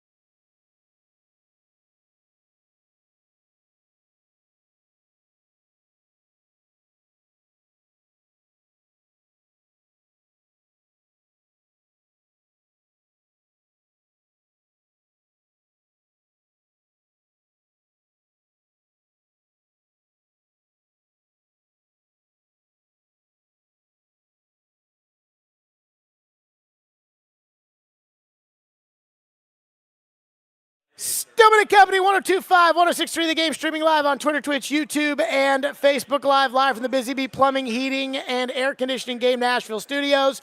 Bridgestone Arena ahead of tonight's game number 6. Barry Trotz in less than 30 minutes will join us here because we got to keep the mojo going. Barry joined us before Game 2 on Tuesday. They won. Barry joined us on Tuesday before Game 5. They won. I am superstitious. Many of you think that that stuff's stupid, and you might be right. But I am superstitious, so Barry will join us to try to keep the mojo alive. By the way, I'd like to state for the record, Lenny texted into the text line saying that he doesn't believe that I went to Twice Daily, and I sent Lenny a picture of the receipt. And Ian, I'm sending it to you right now. So for everybody out there that doesn't believe that I went to Twice Daily today, as I said in the last segment, Ian, have you received that text? Let me open that text right now. Yes, I did, actually. I received it. Okay. Yes. Thank you. We are not making things up around It here. is dated for May 3rd, so give you that. Okay, thank you. So tonight, I am incredibly nervous right now about tonight's game number 6. And it's not like I think the Predators are going to lose or I think something bad. I don't think that's none of that. But I really feel like tonight is the pivot point of the series. I thought after Game 4 that was the pivot point of the series, and maybe it will be. Because it'll be real easy if they lose to look back on Game 4 and say, oh, man, if they had just hung on and then what would have. But the way this series is trending, the way the Plinko chip is starting to fall, I don't know if Vancouver can win a Game 7 at home. I mean, I feel really good about the Predators' chances, if they win tonight, of getting on the plane, going to Vancouver, and winning in Game 7. Because they have been the better team at Vancouver. And, I mean, the game that they played the worst in was Game 2. And they won that one. And Barry Trotz said it 2 weeks before the playoffs started on the show. He said, if we get matched up with one of the Canadian teams, there's going to be more pressure on them. Winnipeg, Vancouver, Edmonton, there's going to be more pressure on them than there is on us. Because that's the Canadian market. Because that's the number one sport in Vancouver. The Canucks, that's what they have. I mean, they got an MLS team, but like, come on now. And so far in the series, it feels to me like Vancouver has been kind of the team that's played like there's nothing to lose until Game 5. And I felt like I sensed a little bit in Game 5, Vancouver starting to tighten up a little bit. So I think they're probably looking at it as we've been to Nashville twice. We've won both times. We won here in the regular season. We're going to win here again. We're going to fly back home and get ready for Edmonton. And they think that's going to happen. I'd argue they know that's going to happen right now. I don't think they're prepared for how it's going to feel. Flying back for 4 hours out to Vancouver, thinking about, oh my God, are we about to blow 3-1? And the game that really made me feel like this is the pivot game was last night watching Boston and Toronto. I don't know if you guys watched that game last night. Ian, did you watch the game last night? Most of it, yep. It felt like Boston was gripping the sticks super tight, and especially when Toronto scored, it's like you could see it all over the Bruins' faces of, oh, God, here we go again. Because they blew a 3-1 lead last year to Florida. They had the dream season ruined by blowing a 3-1 lead. They had a 3-1 lead on the Leafs, a 3-1 lead with Austin Matthews sick, or whatever it is. And now all of a sudden, the Bruins are going back home thinking, oh, God, oh, God. For Vancouver, they could have looked at this series coming into it saying, well, we need to win this series. But then when Thatcher Demko got hurt, I think it kind of lightened their load a little bit. Now, it hurt them as a team because Demko's a very, very good player. But I think it kind of lightened the load on the shoulders of the Canucks, because if they lose, it's like, well, we had Casey DeSmith and Artur Silovs out there, and so what were we supposed to do? But then when they got the 3-1 lead, all of a sudden it's like, oh, you better close that series out. So I look at tonight as the pivot point game. And for whatever reason, the Predators have not played well in this barn in the playoffs lately. And I don't want to be the one to have to say it out loud because I'm sure people don't want to hear it. But it is the truth. They, for whatever reason, and I used to be a believer that home ice really mattered because I lived through that 2017 9-2 run. But quite frankly, I've seen the Predators go to some of these buildings in the playoffs like Winnipeg, and I've thought to myself, how does anybody ever win a game in that barn? And then they win. And then I've seen them at home get walloped by Dallas, lose in a clincher to Carolina in overtime. So I think for the Predators, this is the game. Can they do it on home ice? It doesn't matter if you almost did it. That doesn't matter in the playoffs. It doesn't matter that they almost did it in Game 3, and if there had been another minute on the clock, they probably would have tied the game. It doesn't matter that if there had been 6 less seconds on the clock, in Game 4, they probably would have won. It only matters that you do it. So here's the real question I have, because I am expecting Vancouver's best shot tonight. They know, up 3-1, hey, we're probably going to win this series. They lose Game 5. The mentality inside the Vancouver dressing room is probably, hey, we'll be okay. It's okay. Did we want to close it out? Yeah, we wanted to close it out. But you know what? It's okay. We're okay. But to lose tonight, that all changes. And so my question is this. Can this Predators team turn back into the 18-game point streak Predator team? The one that kept facing big challenge after big challenge and kicked it square in the nuts every time. I was on that plane to St. Louis after they got beat 9-2 against Dallas. It was like everybody on that team was on a mission. I turned to everybody on that trip. I said, they're going to win tomorrow night. I said to Barry Trotz before the puck drop, I said, this team's about to go on a heater. I could sense it because that team was about business. And Roman Josi and Ryan McDonough said after they lost that game to Dallas, hey, our season's on the line Saturday night. And they played like it. They played like their season was on the line.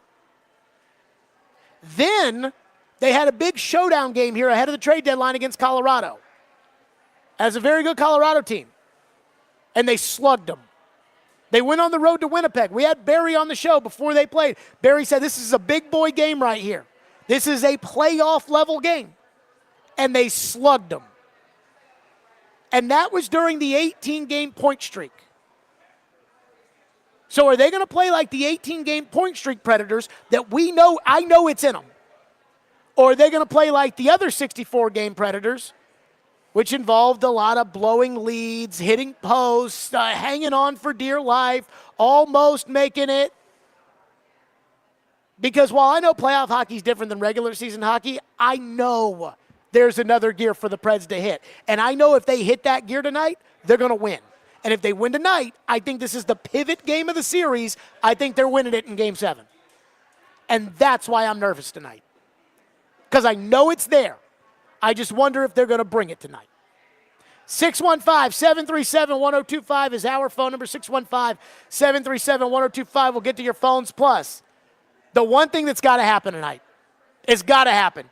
It's not negotiable. We'll do that next. Stillman & Company right here. Live from Bridgestone Arena, 102.5, 106.3 The Game. The Tennessee Men's Clinic. Let's talk about them. Fellas, you've put this off for way too long, and it's time to get it done to move forward with your sex life. And the Tennessee Men's Clinic is the leader in bedroom confidence. The reality is pills often quit working and guys start making excuses for why they're not coming to bed. Did you know that studies show that men will be more irritable and argumentative before bed just to avoid failing at intimacy? And yes, I know guys hate going to the doctor, but the Tennessee Men's Clinic was created in 2014 to take care of guys just like you. For a decade, the urologists and the providers at the Tennessee Men's Clinic have helped guys with ED and weight loss, and now they even offer aesthetic enhancements and cosmetic procedures. Their ED and weight loss treatments truly change lives, and with no surgery, they are seeing success rates as high as 90%.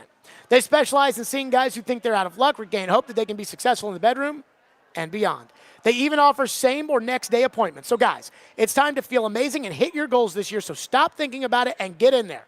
Call 615-208-9090. That's 615-208-9090. Or go to TennesseeMen'sClinic.com to book an appointment today. That's TennesseeMen'sClinic.com.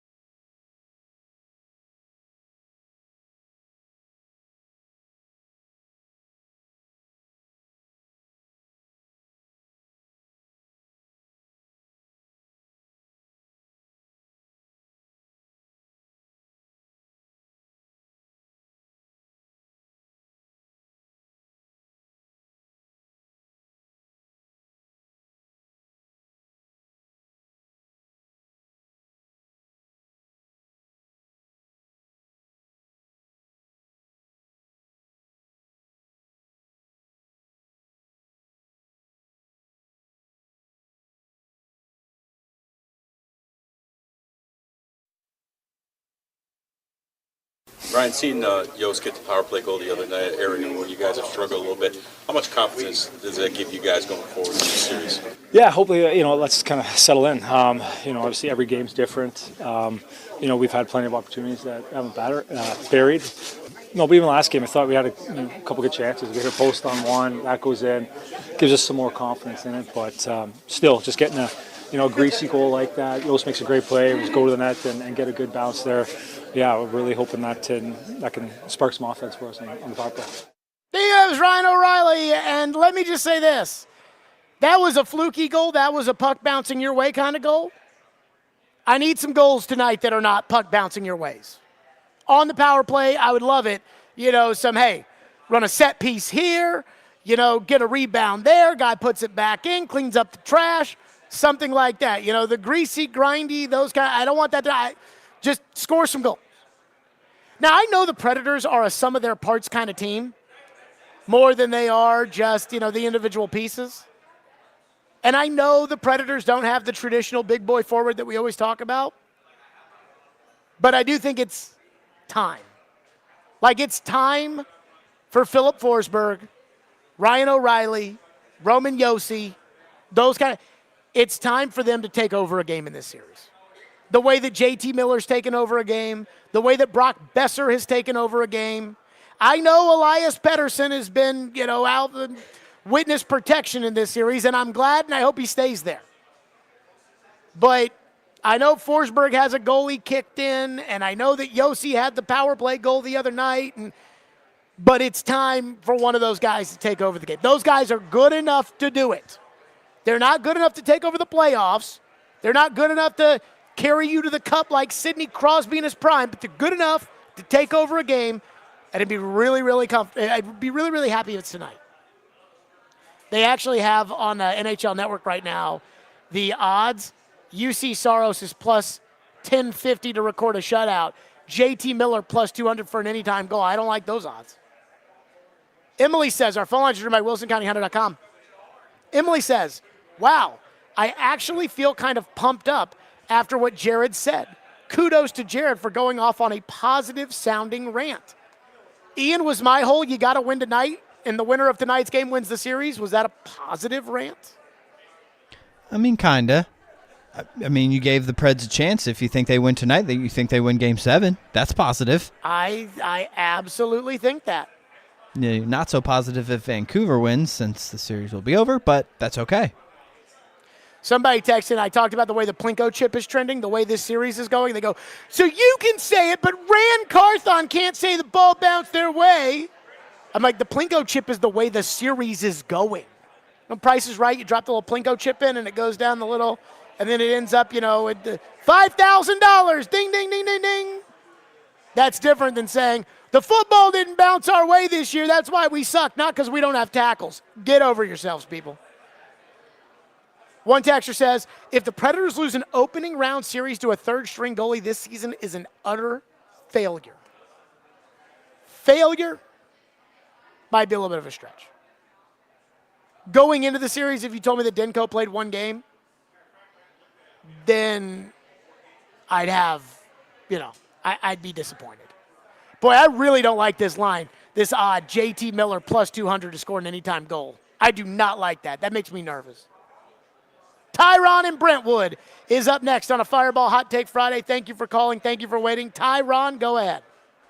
Yeah, the season will end tonight for the Predators. It will. I mean, I tell you right now, though, the Vancouver Canucks, boy, I tell you, their history shows this.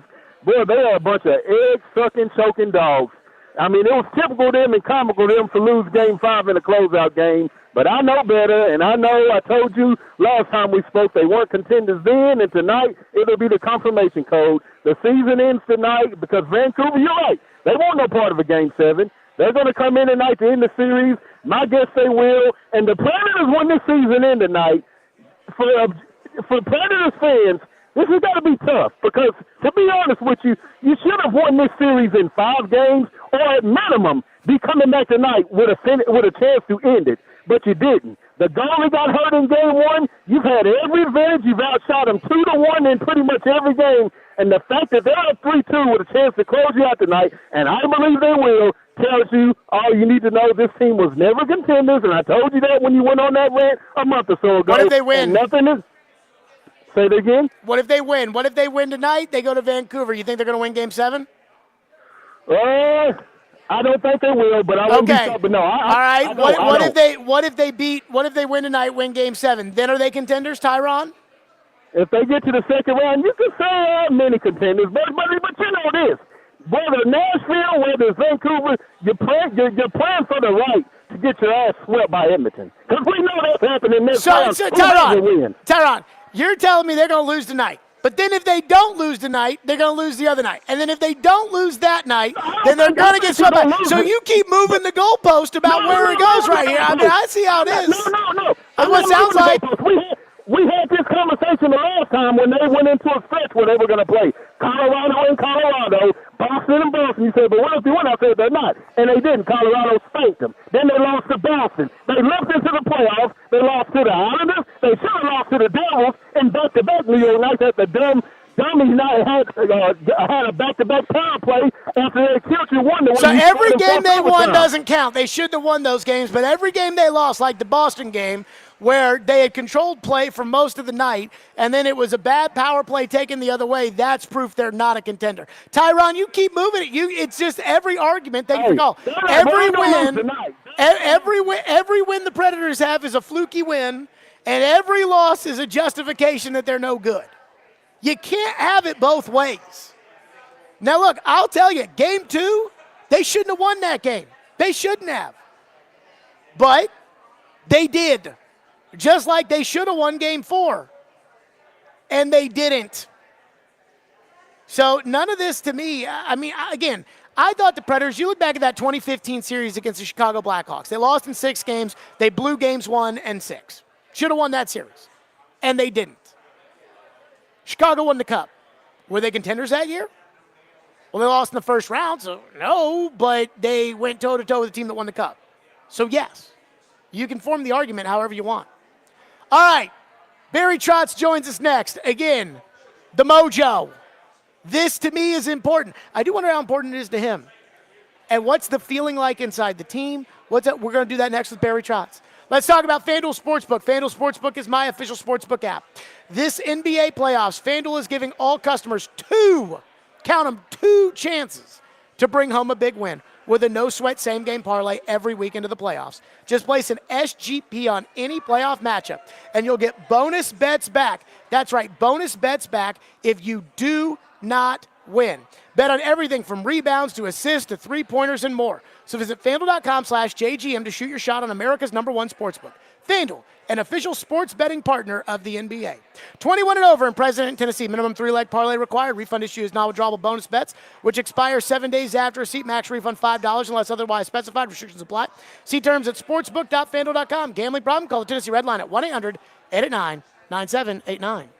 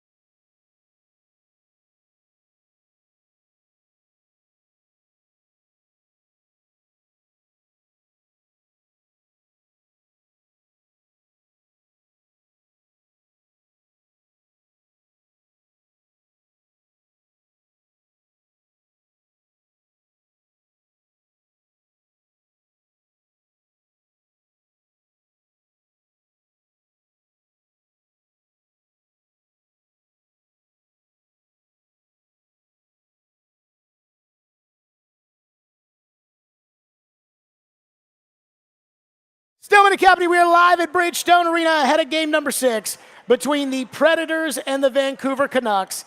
And we are happy enough to be joined by Predators general manager Barry Trotz. Can we get some noise for Barry Trotz in the house out here? That's very kind. I think they're happy of the job you're doing. I also think they'd be very happy if there was a game on Sunday for the Predators in Game 7, and I'm sure you'd be very happy too. I have to ask this question off the jump, though. Do you know the number one reason why I felt like we had to have you on the show today? No. Someone decided not to come on? Or? No. You came on ahead of Game 2, and you won. You came on ahead of Game 5, and you won. I am superstitious. Okay, let's do it. So I said, I was like, we got to have Barry Trotz on the program not to mess with the mojo. Are you superstitious? When you coached, were you superstitious? I would say yes. I was superstitious for the people for the 15 years that I came on the bench. I came with it was like a minute 4 left on the clock, or 2:04 left on the clock. I'd come on the bench, and I did that. 4 has been a lucky number with me. And I also did it. I have 4 children, and that was sort of my homage to them. But that was my tradition. There are certain things that I did. I didn't go home game day. That was a superstition for me. I never went home on game days. I stayed at the rink and did everything here and got ready. And yeah, I do. But as I have gotten older, I realize that what I wear and what I do don't have that much of an effect. But when you start getting in the playoffs, I have to admit some of those old habits or those things start coming back. So let's go over this series. I mean, I thought you guys had an excellent effort the other night.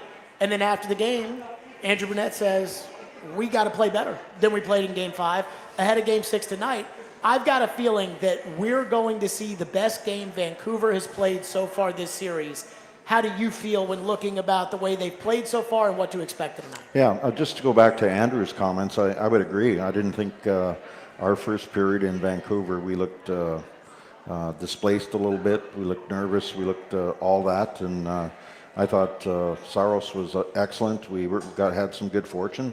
We got through the first period, and then our game started to ramp up, got better. We got more confident, and I think we started taking over the game. So it's been a really close series. The difference in the series for me has been our work ethic, and our 5-on-5 game has been, I think, a little bit better than Vancouver's. I think where Vancouver has got us in 2 areas. One, they've got us in short periods of time, be it goal within 12 seconds of each other to change the game. 2 power play goals. And then obviously the end of the game where they scored 2 6-on-5. The second part is the man advantage. Be it 5-on-4, 6-on-5, they've been more dangerous than us, and they rely on it, and they've actually executed on those moments and have won their 3 games in those moments. And we got to continue to find our moments where we can take over a game, and win the game. And it's, as you know, it's inches. I mean.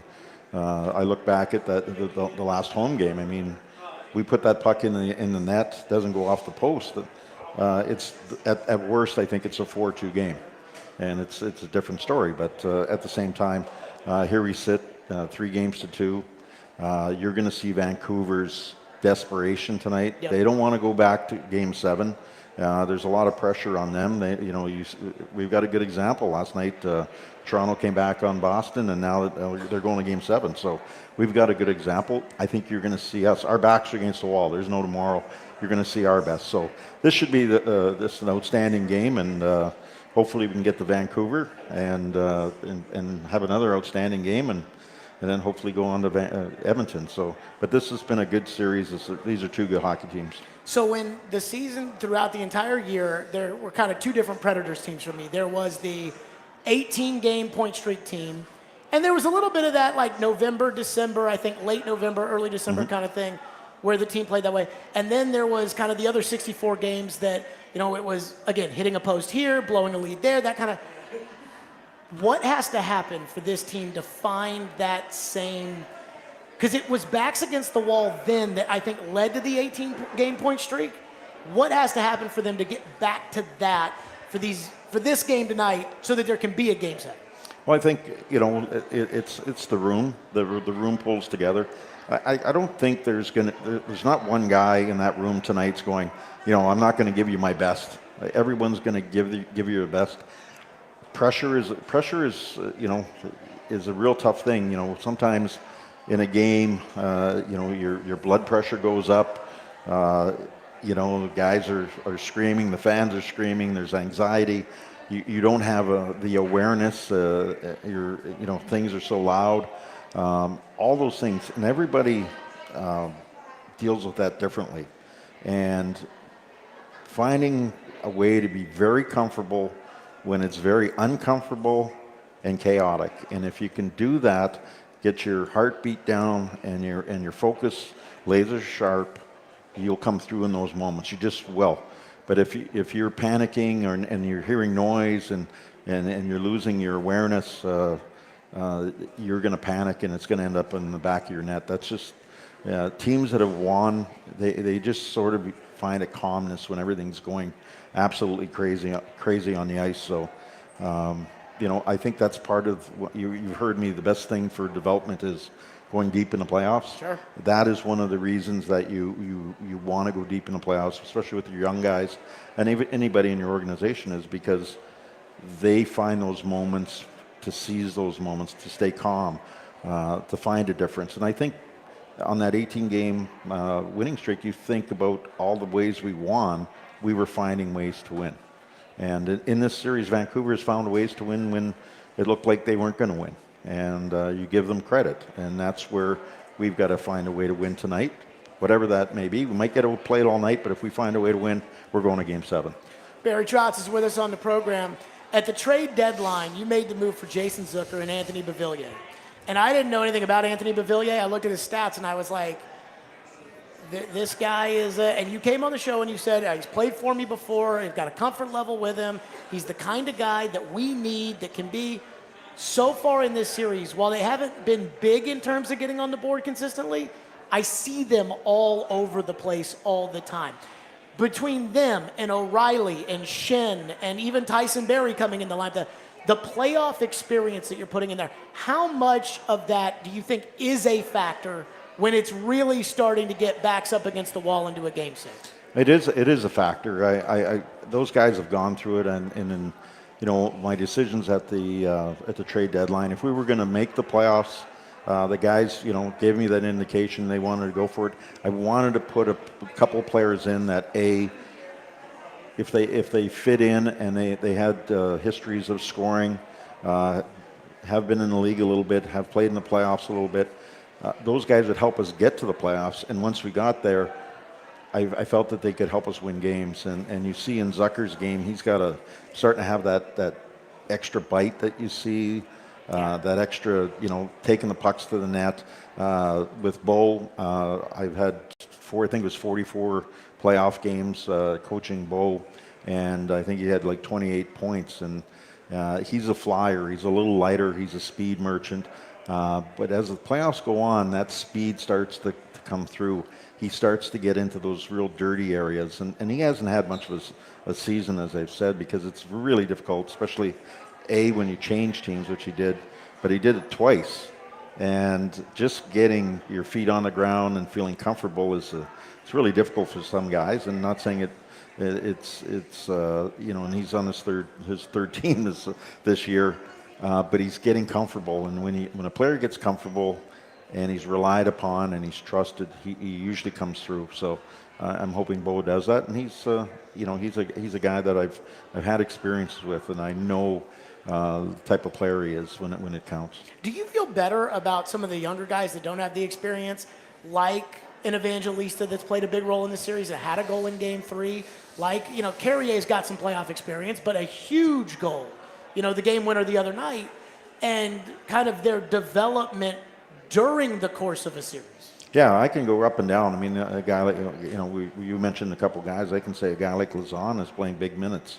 Hasn't played a lot of playoff games, but the more he plays, and he's playing against top level guys in the playoffs, that's a lot to chew off, and he's doing it. And him and Carr are doing a really good job. And then you've got some veteran guys that are helping some of the younger guys. I mean, we've had Stastny, who's a rookie in the league. Unfortunately, he's out right now, but he's getting experience, and even guys like Fabro, who's a little bit older, those guys are getting experience. Those are, you can't duplicate that. And Evangelista, even Tommy Novak. I mean, Tommy Novak hasn't got on the score sheet yet, but he's every game you're starting to notice him a little bit more. So hopefully he comes through tonight, and hopefully he gets to Game 7 and he keeps growing. But you're going to have some failures on the way on your growth, and you're going to have some successes, and we're hoping that they have some successes. So on the Novak front, I'm a little worried when I watch Novak of the regular season Novak impact compared to the impact that he's had so far. But, Andrew Burnett's talked about, he just is better off when he's skating more. Yeah. He becomes. Where do you see that growth right now in this series that maybe could be the difference of him making a play tonight that could win you the game? Well, I think what happens is in regular season, there's a little bit more space. Just call it what it is. So Tommy's he's gifted. He's got great edges. He's got a great vision. He's got good hands, and he's able to produce. And what you're finding is in the playoffs, there's no space. So it takes a while for those players to adjust. There's no space, so I've got to move the puck maybe a little quicker. I've got to play a little more of a give-and-go game.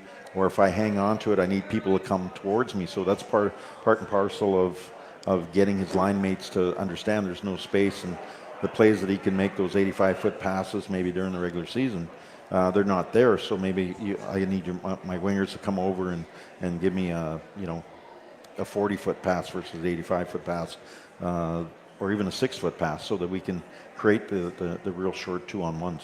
Barry Trotz is with us.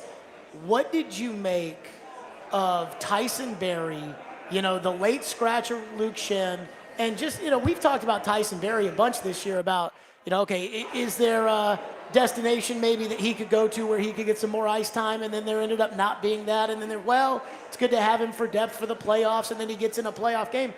I thought he gave this team a nice little shot in the arm the other night.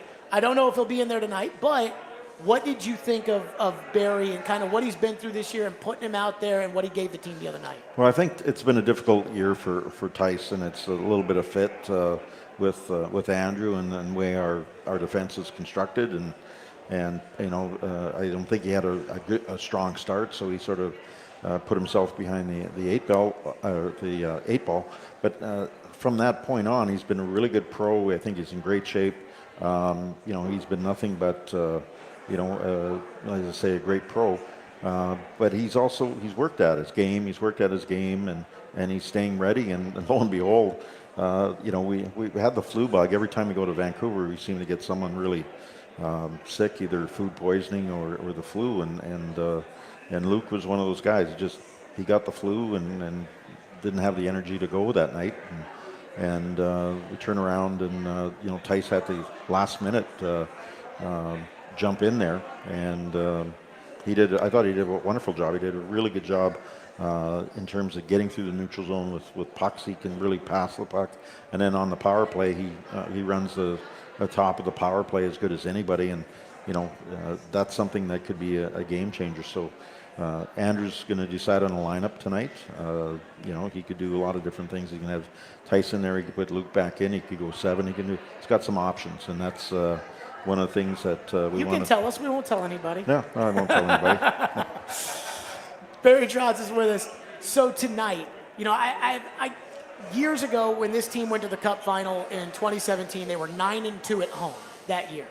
And since then, the team has struggled at home. Now, Barry Melrose that year said to us, he goes, look, home ice is great because the owner makes a couple extra bucks, but he goes, doesn't really change anything about the game. The fans can cheer, whatever. And at the time, Bridgestone Arena was the hardest place to play, and they were winning games, and I was like, oh, no, that's not true. How much is there of value in home ice? What is the value in home ice, and how can you guys take advantage of it tonight if there really is an advantage in home ice? Well, I think one of the things that the fans can offer, and you're the seventh fan, I mean, when you're on top of your game and we're on top of our game, it's fun, isn't it? He needs you guys tonight. Yeah, that's what he's saying. We do.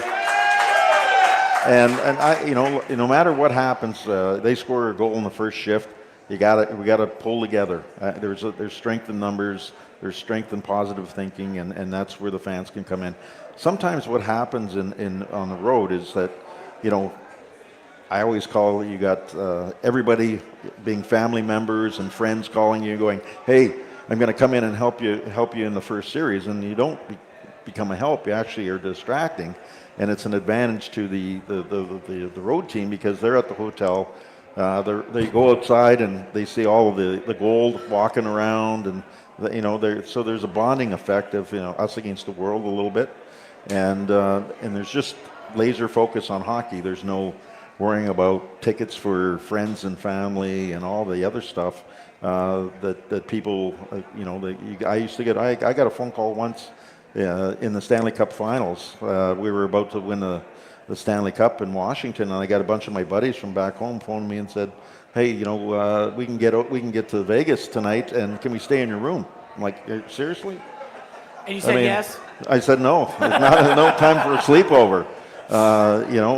You work all your life. Guys, I'm the coach. You work all your life, and the players do too, to have these moments to win a Stanley Cup. And sometimes friends and family, I hate to say it, sometimes we get in the way because we care so much. But at the same time, you have to understand how passionate the players are and how much focus they need and how much rest they need. Just because they're good people, they want to take care of friends and family. And sometimes that sucks a lot of energy out of them. Has this series, last one for you, Barry Trotz with us, has this series been tough for you, this being your first series where you're not behind the bench, you're not making adjustments, you're not giving speeches in the locker room, has that been a difficult adjustment for you, being up top and not down in the trenches? No, actually not. It's actually been the opposite, which is strange. I'm shocked by that. I am too. I honestly, I think I think I'm starting to mature in my position. I go down and me and Bruno have really good, conversations. But I don't weigh one way or the other. I try to give him fatherly advice because the strength of a person or as a coach is understanding what your gut's telling you. And I want him not to listen to my words, but I want him to listen to his gut. And so if there's anything that I make suggestions, they're limited, and they're only because there's maybe a systematic thing. One team's adjusted that they see something that's doing, they're trying to pick a part of our game apart. I might say, well, when I was a coach, what they would do is when we got in that position, my fallback was to do this because it's an easier read, and we may be able to sort it out a little easier for our guys. So those are the little adjustments you make, and usually the coaches are already made the adjustments. They'll ask me for a second opinion, I guess, and I will give it once in a while. But for the most part, I trust our staff.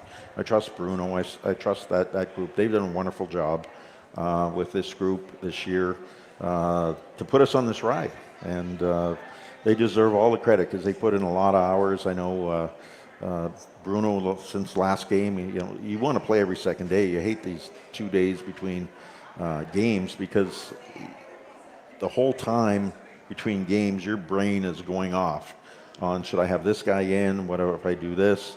You're thinking you can't shut your brain off, and so you're better off playing games. And Bruno's been just probably like Rick, both running, hockey on the brain 24/7, and that, they're just looking for the game now. It must make you feel good, though. First year, you hire a new coach, he gets nominated for the Jack Adams Award today. I mean, that's 1 for 1 at least on that one. Yeah. Barry Trotz, congratulations on the run so far. Again, we did this.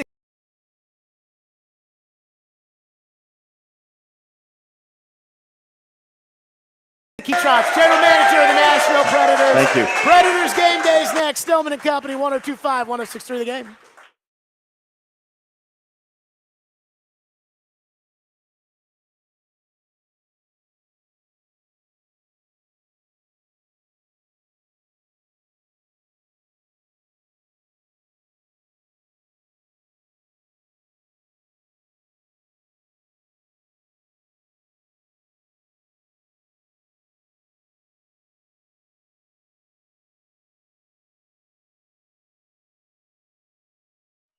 I got to tell you about Fireball Cinnamon Whiskey. That's right. I love Fireball Cinnamon Whiskey. It's the best for a Fireball Hot Take Friday. And The best for a Fireball Hot Take Friday is to be celebrating the good times.